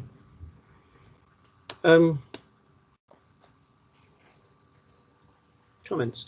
I mean, certainly, whilst people gather their thoughts, I mean, I think it is very sensible, as you say. Ultimately, it'd be great. We will see this greater alignment because, but at the moment, this piece of work needs to be done, and it needs the emphasis you're giving it. It seems to me, and the fact that we will keep this under review, like we are in terms of the many elements of the emerging integrated care partnership under reviews is entirely sensible. I guess there's always an element about when to stop the work and do the review. Is that 6 months or what? But I guess that's detail to work on. But I think I'm supportive, and I like to see that the representation there on the membership seems very appropriate to me. So, Chris Kennedy. Thank you. Great work. I think the key thing to say about this is what Jane touched on, that in ideally 18 months, 2 years time, we don't need a health inequality steering group, because we've got a new live living health and wellbeing strategy that absolutely is dedicated towards using all our resources across the system to the best way possible to iron out those inequalities. In that sort of addressing the wider determinants of health Marmot report sort of way. But I wouldn't want us to get rid of the health inequality steering group without being absolutely sure that we were confident that we were properly addressing all those in the right place. And I suppose I'm just seeking some sort of reassurance about that we're confident about how we could gain that sort of assurance that we're ready to stop the group itself because the strategy is adequate. Sure, I agree with that. I can't see any more hands or comments at this stage. Other Anne Saunders, you've just put up your hand. Thank you. Hi, yes, thanks, Mark. Just 2 quick points. As we will have an associate lay member with a remit for equalities, diversity and sustainability, I'm wondering if it would be appropriate to consider having that person on the steering group. You may have had this discussion already. If so, that's fine, but just to flag that up as something to consider. And also an explicit link with the new People and Place group would be good to see. We'll need to work that out. Obviously, that's all still in development, but it's, I think, going to be a key partner in this piece of work. Yeah, thank you, Jan. All right, well, in terms of there answering more questions and hands, we got your 4 questions on page 67. Some of that requires, it's almost like, yes, we agree, we've got to work this out. how the steering group best supports the work of the new City Hackney Integrated Care Partnership, vice versa, etc. Do you want to just reflect on any further detail you want us to discuss today from those 4 questions? I suppose I think some of these things are ongoing questions to come back. So it's just really to flag that we just need to think about how it would be good for the board to be thinking about how we can support you.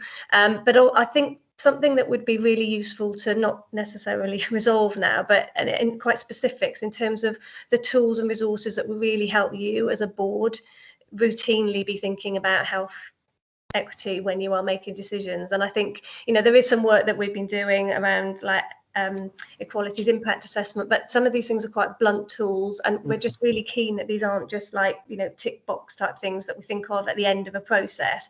So that sort of thing would be, it may be that it's a separate discussion or part of one of your development set, whatever it is, but we'd be really keen to start really thinking about what those very sort of practical tools might be that would help. And when it's one of our priorities, so we are going to be looking at, the plan is to look at the tools that are being used across the system and how we can learn, because I think for example, ELF have got some really great stuff that they're doing around certain aspects of this, but what would be useful for this board specifically would be quite useful to work with you to work through that. Sure, it's difficult to know quite how to take that forward in terms of representatives of the board. I mean, the work you're doing will have board representatives embedded within. Yeah, it might be worth, once we've started sort of developing that priority a bit more, to bring that back, so we've got something more specific to talk about.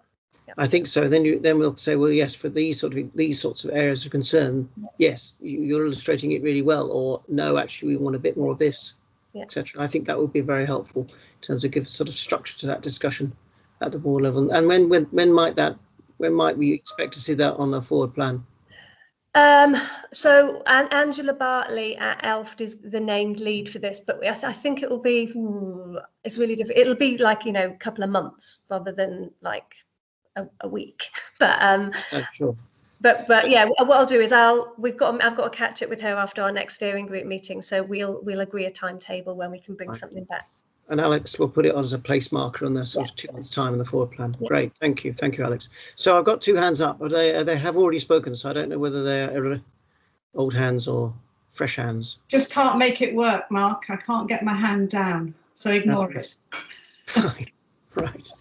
Okay, so I think we shall move on. There's one comment just gone in. Just see if that's a question on a. Yeah, okay. It should tie into the Quality and Outcomes Board as well. Indeed, it should. Yeah. More. Yep. Good. Thank you for that comment, Anna. So, can I ask, therefore, with regards to the last 2 kind of agenda items, the City ICB to note the papers and the discussion we've had. Thank you very much. And similarly for the Hackney ICB to note the discussions and papers. Thank you very much. I'll take a few nods. Thank you. So let's move on. Finance. So we've got your name next to the finance update. I'm sure you'll coordinate this with Ian and others. So, but I'll hand to you initially. Thank you, Mark. Ian and myself will give an update on the City and Hackney and LBH position, but and I don't want to go. I won't go through the presentation deck in any details, but we'll be happy to take questions on the City and Hackney piece. The headline position is that the CCG is now on track to deliver its break-even control total position and has moved away from the £7.6 million deficit forecasted some months ago. And that is as a result of identifying a number of budget and mitigations, including the resolution of some very long-term legal disputes the CCG had with other organisations. So those have all been concluded, and the consolidated position is that we are now on track to break even, and that also has audit consequences, as many of you will know, including a value for money consequence, which at this point in time is now a favourable qualification. So the CCG will hold a steady state position until the end of the financial year, and will look to conclude all of its affairs financially, contractually, legally, in line with its statutory requirements. I'll take a pause there and answer any questions on the in-year position, and I'll give a very quick update on what the future plans are as well. Are there any questions on the CCG finances from anyone? Nothing coming up at the moment. No. Okay, Solomon, you're slightly muffly today. Yeah, sorry, I'm actually working on my iPad. I've got a few IT problems, so my apologies, Mark, on the situation.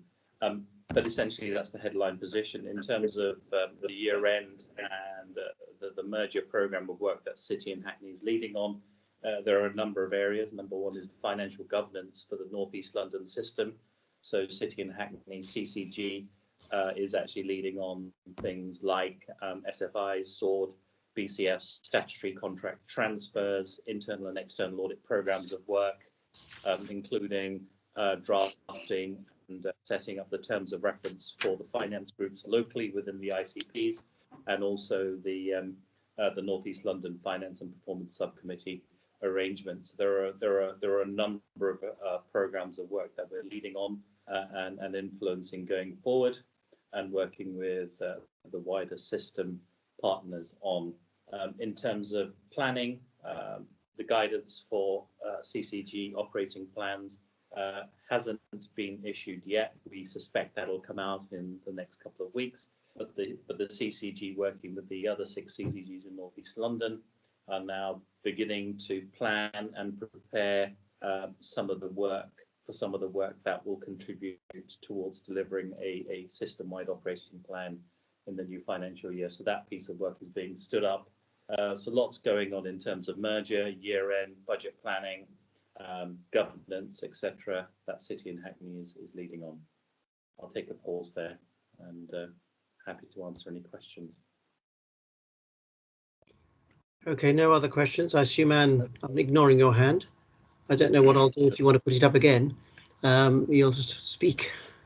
Okay. No questions for long. Okay, no problem at all. In which case, I will pass over to Ian. Great stuff. Thanks, Sunil, and good morning, everybody. Hope you're all well. Conscious of the time, so I'll be very quick here. The position since we last met, which feels like a few weeks ago, hasn't changed much at all. So it's very much in line with what I reported last time. Obviously, since we last met, the council has agreed its budget for 2021-22, and that obviously includes also setting a council tax as well. And the council's proposals in relation to council tax were to increase the Hackney element of the council tax by 4.99%, which is consistent with what a lot of other boroughs have been doing as well. I suppose what I said at the last meeting and working through it with colleagues at the moment is my plan has been to bring a further update to the next meeting of this board in relation to financial plan stroke proposals for the next financial year. So similar to what I did probably now 3 or 4 months ago, where I brought a more detailed paper on the overall council budget and resource challenges to this group. Plan to do that at the April meeting, and we'll set out not just in relation to budgets within the sphere of the ICB, but across the board, so that you can see the overall impact of COVID on the council's financial position, but also the significant number of interventions the council's made in terms of things like paying out business support grants across to those businesses that have been subjected to either closure or partial closure in this period, and giving people a sense of the scale of the interventions that have been made. So I hope that's helpful. Thank you. Thank you, Ian. I can't see any more comments. I just want to ask a favour of colleagues. I sit here looking out into my back garden. Something has just collapsed and blown over, and I need to make sure it doesn't take off into the neighbours.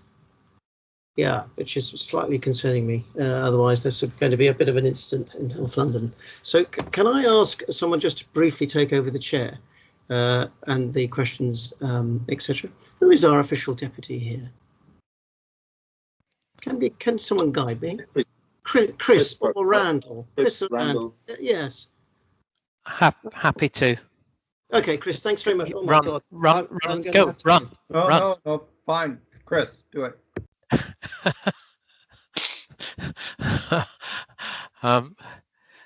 Sunil and Ian, thank you very much. I'm going to be cheeky and jump in on sort of new chair's prerogative. Sunil, that was a big and sudden change. Was that just bound to happen about the dispute being amicably resolved, if it was amicable, because it had to be, if you see what I mean? Well, I won't name the organisations, but I will say that we had ongoing disputes with two NHS organisations over significant values of money. We were talking around ballpark figure £3.5–4 million, and those issues, those disputes, had been ongoing for a number of years, and we had planned to conclude those disputes in this financial year, and they coincided with in line with our sort of expectations. We had expected to conclude them last year, but for a number of reasons weren't able to do so, and we concluded them in Q3, Q4 this year. So they were expected. They'd been ongoing for a number of years, and the paper on strategic enablers is, I suppose, is where some of that money has been deployed, and that'll be covered off later. So yeah, expected and planned for resolution this year, and we also used other budget underspends and other mitigations to deliver a break-even position. And it was a two-stage approach. We moved from 7.6 and we reduced that deficit down to 3 million, and then we went from 3 to break even. So we took a very risk-assessed approach on this in terms of taking a step-by-step review on how we were going to bridge the financial gap between deficit and break even. Thank you. Do we have any further questions for Sunil or Ian? I see no hands and nothing in the chat. Alex, are we noting or approving? Just noting. So can we note, please? I haven't got the screen where I can see people nodding, unfortunately. So City, can you note this, please? Thank you. And Hackney? Noted. Thank you very much. Escalated risk registers. Is this Matthew? Hi, Chris. Sorry, just had a sticky mute button there. Yes.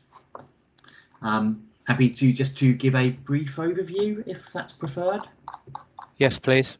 Great. So we do have a cover paper, a summary on page 84. Just to kind of give a little bit of an overview, we've got 8 red-rated risks through the registers we've got at today's meeting. 4 of those risks are from the planned care team. That's comprised of 1 new red and then 3 risks that have been red for some time. 2 red risks in the children's risk register. That's 1 red that has come up from an amber, and then one risk that has been red for a while, and then similar situation in unplanned care where we've got one risk that has moved from amber to red and one static. I do know we have been discussing both in this meeting and also the CCG governing body, we have been discussing some of the risks present in the children's risk register. That is being picked up with the work stream, and we hope to have some more information from that team at the end of this month that will be going to the governing body and then into this meeting next month. Other than that, happy to take any questions or comments. Yep, thank you. Obviously, the CAMS increase is particularly worrying for us, but then so is that the non-elective acute demand as well. Although that's presumably the non-elective acute demand, Matthew, is presumably would be driven by another further COVID outbreak, or is that driven by long COVID? Predominantly COVID, not necessarily long COVID. Thank you. So I think it's the CAMS actions we're probably most interested in then. Yeah. Yes, I'll take that back to the team and we'll get a more detailed update for the next meeting. Thank you. Do we have any risk register questions? Honor.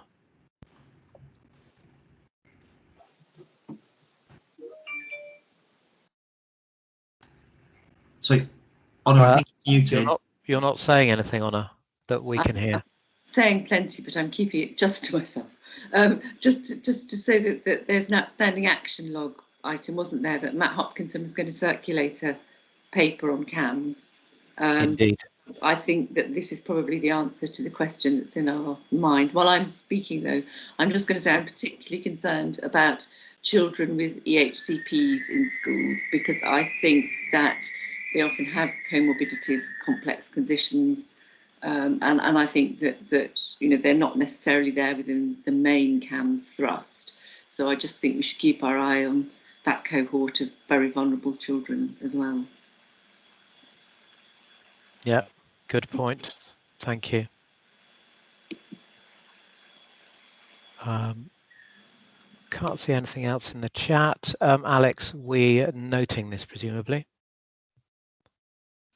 Yeah, just for noting. So, City, can you note, please? Thank you. And Hackney, can we note, please?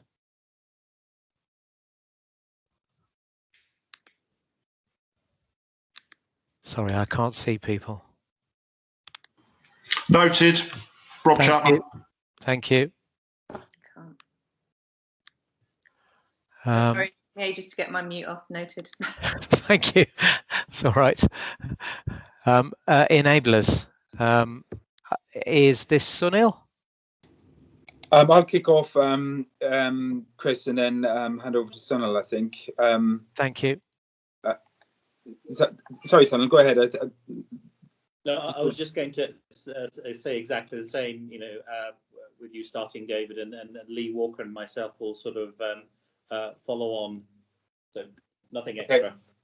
Okay. Well, I mean, it just chimes back to the, thanks, Sunil, it chimes back to the operating model that we presented earlier with the enabler groups. And we've got a history in City and Hackney of using enabler groups to drive change. So we've had a significant amount of estate modernisation happen in primary care through the Estates Enabler Group, which we've put in place. There's a comms engagement enabler group, which helps guide our communications work, and we're really going to try and reinvigorate that for the next phase of our work and get some additional resource into it. And the addition of the population health enabler group with some resource that will hopefully help support the population health work that Sandra described earlier, along with the VCSE enabler group resource to pull together a VCS assembly, I think gives us a really good foothold in terms of the bedrock of our planning framework for the next phase of our work, including a new revised digital program in light of what we've learned from COVID. So we've done some good work on discovery and shared care records and so on. I think there's a bigger emerging opportunity for that digital enabler group to help us really think through what healthcare means when it's digitally delivered, as will be the case for a number of months, if not years. So I think that's pretty critical. And then the final thing to say is I just think it's fantastic to be in a position to be able to invest in these kind of programs. I don't think there will be many partnerships across the country or indeed London that have managed to secure the headroom to put resource into these kind of transformation programs. And I just extend my thanks to Sunil and the team really for helping us do that. Back to you, Sunil. Thank you, David.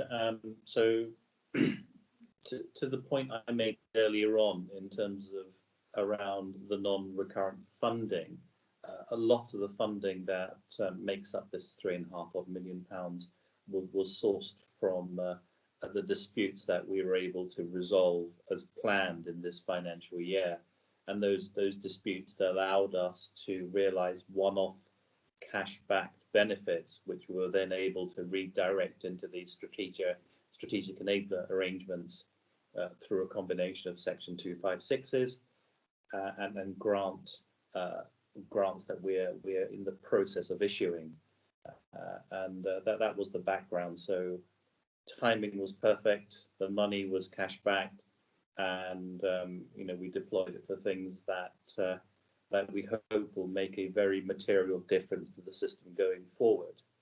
And that's all I will really say.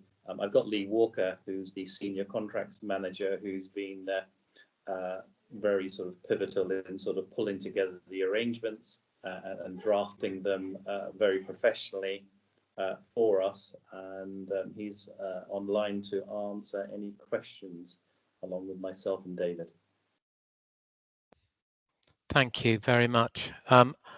I've never heard, sorry, of Section 256 before.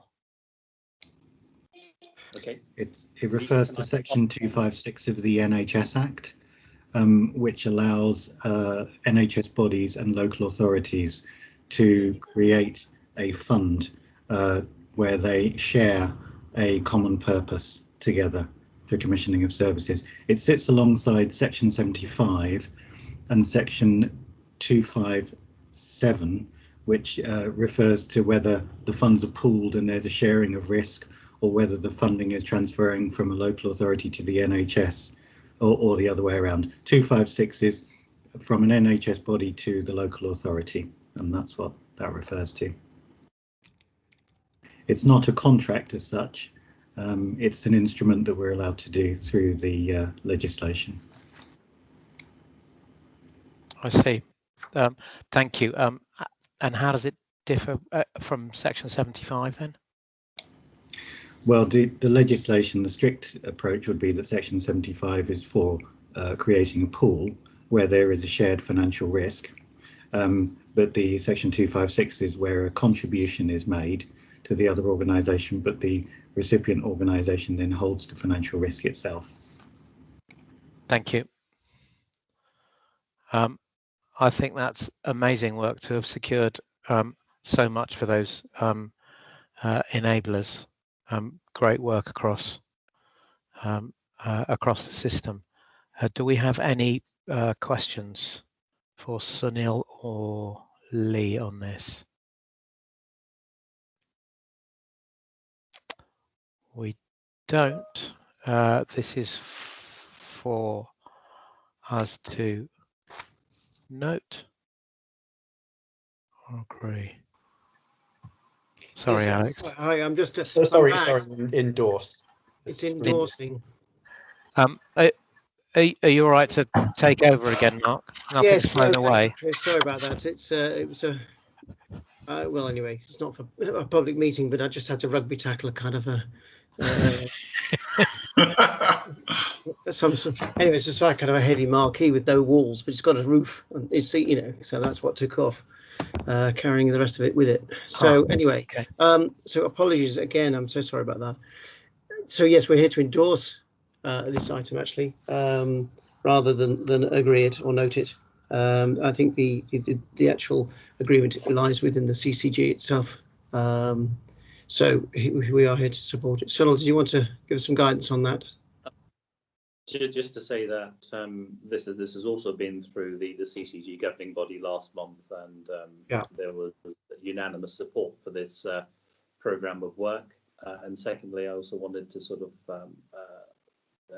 acknowledge Ian Williams' sort of work and support on this programme of work. We're meeting tomorrow to sort of hopefully finalise the fine detail in terms of how these agreements will be deployed and come into place effective the new financial year. So my thanks to Ian and also the governing body members at the CCG for their support.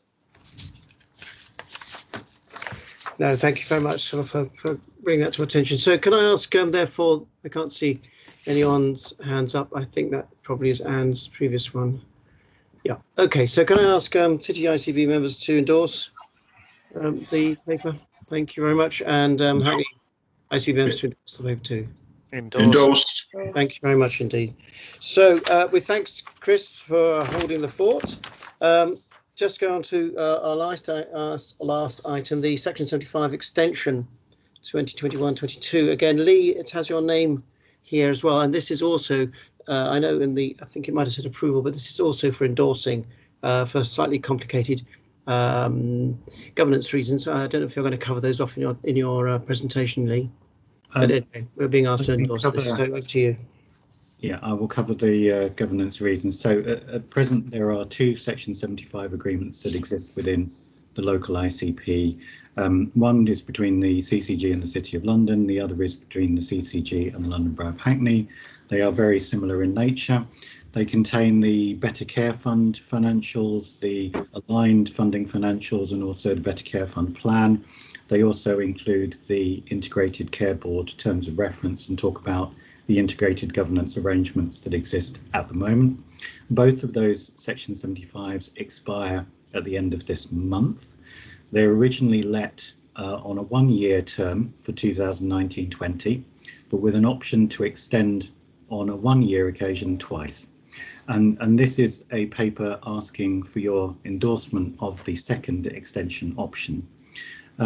Because of the CCG merger, everything that is a requirement and an obligation of City and Hackney CCG will transfer to North East London CCG. But if the agreement expires before the merger happens and before the transfer happens, it creates an ambiguous situation where it's unclear whether LCCG is fully responsible for that Better Care Fund and for the governance. So to provide continuity, and this is a process that's happening across North East London, we're extending and asking permission to extend the Section 75 agreements now so that we have continuity through the merger period. The three things, if you've looked at the appendices, which are key in this proposed deed of variation, is the references to the ICB being replaced by the ICPB and the terms of reference, the Better Care Fund values being added so that they can be rolled over into next year, subject to any uplift when that's confirmed at a later point in the year, and a few aligned budget adjustments. So, for example, the CAMS Alliance funding, which is something that the CCG pays to the London Borough of Hackney, street triage, which is something that the City of London pays to the CCG to commission on their behalf, and care home IPC funding, which comes from public health through to the CCG to commission from local GPs. The governance is complicated. The London Borough of Hackney Cabinet has delegated authority to approve these extensions to the Group Director for Children, Adults and Community Health and the Group Director for Finance and Corporate Resources. So I would come to you and ask for your approval, but actually the approval has to be through those two individuals. On the City of London side, the approval has to be with the Comptroller and City Solicitor on behalf of the members. So again, it's an endorsement for those individuals to take forward. There is one thing I'd also like to note, or have noted, since the Accountable Officers group last week, where these deeds of variation were shared, the legal teams at both the London Borough of Hackney and the City of London have been consulted, and they've indicated that it may take longer than the 31st of March to do the due diligence checking of the terms of reference for the ICPB. And they've suggested that in order to ensure continuity, we should look at executing this variation just with the extension and the financial values, and then as soon as possible after, execute the variation to change the terms of reference. And that would be a slightly more complicated way of doing things, but the content of what's been proposed here would be the same. It would just be two separate documents. Brilliant, thank you, Lee. That was very clear actually on the key points as well. Thank you. Any comments, thoughts? Randall Anson, you have your hand up. Yeah, I'm just confused about one thing, which is replacing the ICB with ICPB, given that ICPB isn't yet a statutory body. And I must say I like the more cautious approach that you outlined, but I am confused about the ICP part. Yeah. The way that the agreement is structured is that the ICB was given responsibility for monitoring the pooled fund. And that is why the terms of reference were written into the Section 75. The ICB at the moment is a joint committee, so it forms part of the governance of all three organisations. The ICPB is going to operate as a committee in common, so it's a different governance model. And I think that the governance teams and the legal teams just want to make sure that in terms of their own governance processes and, you know, implications for how decisions are made elsewhere in the organisation, that there are no unintended consequences of changing from this committee in common to a joint committee. On the CCG side, I know the construct is that because the governing body will only exist at North East London level, there is a need to create something called an area committee, which is a local version of the governing body with delegated responsibility. And that's really what's driving this change in terms of the governance, although the remit of the ICPB is something that's being discussed locally. Does that help? Not entirely, because it seems to me that we will reach a point when the ICPB is a statutory body, and that'll be fine. But in this interim period, I would have thought that we need to leave the ICB with the substitution of the area committee for the CCG as the actual legal entity. And we can do it all as part of this meeting in common idea, but if we substitute a non-statutory body, aren't we possibly creating a headache for ourselves?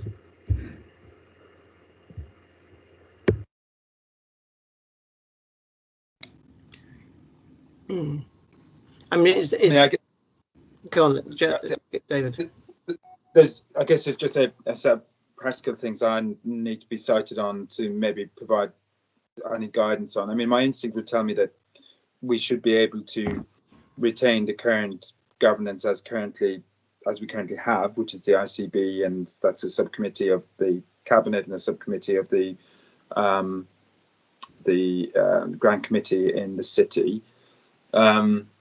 And then at such a point as we're ready to transition to an ICPB, then we make some revision to some of the how we articulate the governance. I mean, is that a major problem, Lee? No. The three organisations would still be responsible for the pooled fund. Yeah. Section 75. Okay. So does that require a change to the documentation? I've got a couple of hands up, Sunil and then Chris Kennedy. Sunil. So 2 points on a very sort of simplistic basis, but we do need to roll forward the arrangement from this financial year into next year to ensure continuity, to ensure that the funds flow appropriately from the new NEL CCG organisation, regardless of what the ICP arrangements are. So there's the transactional, there's the cash flow, there is the bit around making sure we can actually continue to pay for these critical services. That's one thing. And the terms of reference and the governance piece, essentially what we're doing is we're sort of recognising that the legal teams within our partner organisations still need some time to digest and consider all of these changes within the structures going forward. So there are two bits to it. From my perspective, I'm very keen that we don't switch off the arrangement, because that comes with significant risk. And the other piece is making sure we work with our partner organisations to actually align ourselves appropriately in terms of what the terms of reference might be as part of the future operating model. So there is a sense of urgency in the former, and we have a bit of time to sort out the latter. And I know that Lee and Jonathan and the local teams have been working on that. Mm-hmm. Thank you, Sunil. Chris Kennedy. Thank you. The delegation to Hackney was to a post that doesn't exist anymore because we've restructured. So we no longer have a group director of adults and children. We have a group director of adults and a separate group director of children since Tim's restructure. So I'm just checking you're aware of that, and you've decided whether they both need to sign it, or you just do it to Denise as the interim group director of adults. I think that's how it would be expected to work, Councillor Kennedy, and obviously myself as in my current role. Thanks. So these considerations, do we need to? Does this affect what needs to be endorsed today? Do we need to make some changes to what's written? I'm just thinking probably not. Randall, were you satisfied by what you've heard in terms of how the ICPB will be constituted with reference to the ICBs? Well, I think what Sunil said is probably right, which is the rollover we need to endorse and have happen. The terms of reference can await further developments. Yeah. So on that basis, I'm entirely happy to endorse what we need to do today. And then, yeah. Yeah. And if I could just sort of say in support, what the statutory bodies are responsible for continues to be the same, even though we are substituting one statutory body for another on the 1st of April. The terms of reference are about how those statutory bodies work together. So not having those terms of reference on the 1st of April doesn't, mean that the relationship breaks down. It just means that we do need to update it as soon as we can, so that we are reflecting in the Section 75 the way that we are actually going to work together in the ICPB. Sure, that makes sense. Okay, I can't see any other comments. So are we happy then to for the City ICB to endorse this proposal? Yeah. And the comments we've made, and similarly Hackney ICB to endorse subject to the comments we made. Endorsed. Endorsed. Yep. Thanks. Okay, great. Well, look, that brings us to the end of the substantial items. We've got any AOBs? Haven't heard any in advance. Anything anyone wants to say? So before we go to our usual reflections, I can't see any hands up for AOBs. I just want to kind of, which order we do it in. I'll come back to the next meeting in a moment because there's a slight issue about that. But I think I want to just note the fact that it's David Mayer's last official meeting. Now, okay, we've got the members have got their development session on the 16th, and David's not disappearing immediately. However, I think it's really important that we, officially note enormous thanks. I think I would like to express, and I'm sure others would join me in noting David's huge contribution to not only steering the work to get it to a point which is, feels we're in a really good place to move forward with this, but spend all that time developing the work, attending to the detail, attending to the vision, attending to all the levels, and always attending to the relationships. So thank you, David. Yeah, we'll talk more, but I just wanted to make that clear from this board's kind of minuting, really. I'm not sure if anyone else wants to chip in on any of that before we turn to reflections. Chris Kennedy. Yeah, it's been an absolute pleasure, David. Thank you so much. Always extraordinary clarity, wonderful detail, explanation of what's going on, what should be going on, how as a system we make it happen. You've been the absolute sort of rock of the system in this period of amazing instability, actually, but you've always been there to support us and steer us in the right direction. Thank you so much. And our loss is Northampton's massive gain. Thank you. Thanks, Chris. Sandra, I can see your hand up too. Yeah, thanks, Mark. I would just like to add that it's been really great working with David, and I personally will really miss him, and we'll miss him as a public health team as well. And my experience of working with NHS managers has generally been, ever since I started in public health, a mixture of incredulity and incomprehension when I talk about population health issues, and David just gets it, and he's been an amazing ally, and we will really miss you. Great, thank you. And there's lots of, David, don't rush away before reading the comments in the chat, because there's lots of nice things coming in. Did you want to just to share a thought? Oh, I could go on, Mark. I mean, I guess I'm just so grateful for the experience of working with the quality of people in City and Hackney. I think it's one of its standout traits as a place, I think, is the maturity of the people and the relationships. I talk about with my North East London colleagues, I talk about things on the psychopathy scale, and I always talk about City and Hackney being very low on the psychopathy scale.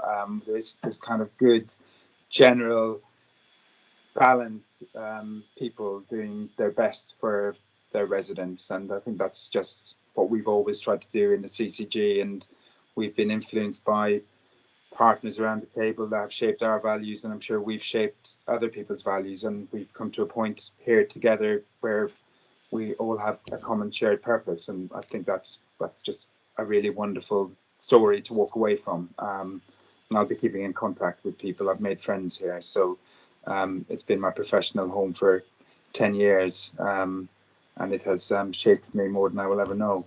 So thank you. Thank you, David. Any other further reflections before we draw the meeting to a close? I wonder how.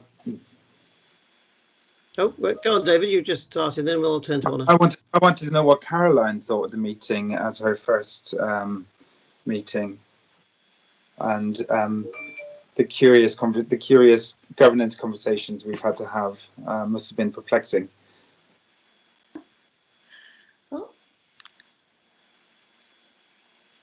Oh, you muted, then unmuted, and muted again. There you go.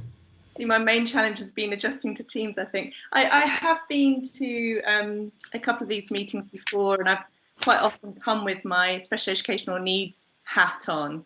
So I was quite grateful when Honor chipped in earlier around the CAMS, because that has been an area of concern always, actually, not just in this sort of particular moment. And I was very pleased to hear you talking at the beginning, David, about the focus, the future meetings and sort of children and young people going up to the age of 25, because I think there's that is our statutory duty to children with special educational needs, is up to the age of 25. And sometimes I would like to see that integrated across the board, so that we're looking at sort of the post-16, post-18 cliff edges that actually we see for a lot of children and young people. In terms of the kind of the changes, the infrastructural changes, I think I'm the least informed person here to comment, but it's always interesting to see how you all reorganise yourselves. And I'm pleased to see the level of confidence reflected from all the members in the meeting in you. Personally, for me, I think one of the highlights of a previous meeting was when we were all in 35-degree heat. And David, you were sat there with a fan next to you, blowing in your hair, which all seems to have been cut off now. But you brought an element of extreme cool to this meeting, and I think you should feel quite proud of that. Yeah, excellent. Can we not mention too much about wind and blowing? Not today. I also appreciate Councillor Rob Chapman's your first meeting too. Actually, I think having not come to join us much in the past, I don't know if you wanted to share any thoughts, and then I'll bring Honor in. No, it is my first meeting today, and thank you very much. Obviously, yeah, I'm a finance person, and you know, I'm just really learning what's going on. And one sense is, you know, that while you know, I have learned the difference between agree, endorse, and note, which is really helpful. That underneath, you sense that the plates are moving again, and we're going to, you know, have to consider some really very important things in the future. I'm looking forward to joining you. Great, thank you. Well, welcome again. So, Honor, let's pass to you now. Oh, well, in time-honoured tradition. I mean, this is the last of this meeting, isn't it? We will be a new entity when we meet in April, which will be interesting. But I suppose what I wanted to reflect on today was some of the ambition of the papers, really. I think the population hub is hugely important. To be in a position to be able to have something like that in our grasp seems to me remarkable and powerful. And I also thought that the idea that our strategic enablers are going to get this injection of cash seems to me to be an incredibly helpful position to be in. And I know that because people have worked carefully, thoughtfully and determinedly to find the money for this. But I think, so it just behoves us, doesn't it, to really think about exactly what we want these things to do, because this is the stuff that's going to make the change. And I thought this was a lovely meeting, and it was much enlivened by your dashing off, Mark, actually, isn't it? Because we had the opportunity to have a little bit of Chris chairing, which is always lovely too. So I think we did some hard, complicated stuff around the governance, and I think it's always helpful to have somebody who's a gigantic mind like Randall on it. But I think that we managed to have a conversation which, again, as always, ultimately thinks about the people, the patients, and the places, and I think that's one of the real strengths of this group of people constituted in this way, and I have such ambition for this going forward. Great, thank you, Honor. That's a really lovely note to end on. Note your comment in the chat as well, David. Thank you for that. It's just ticking on to 12 o'clock, but just before the last sort of moment or two, the next meeting is on the 8th of April. But that does fall into the period of purdah before the London mayoral elections, and I don't know what the impact might be of that on our elected members. I know Alex has made some inquiries about that, as yet await guidance. So we'll have to sort of keep you informed, or you'll keep us informed as to whether or not that turns out that we have to reschedule that meeting. But we'll keep you posted. Etc. So just with that sort of slight forewarning, we'll see members next Tuesday afternoon on 16th for our vote session, and others I'm sure will meet again shortly in various kind of fora. Look forward to that, and yeah, wish you a good day, and thanks very much for everyone's attention. Take care. Bye. Bye-bye.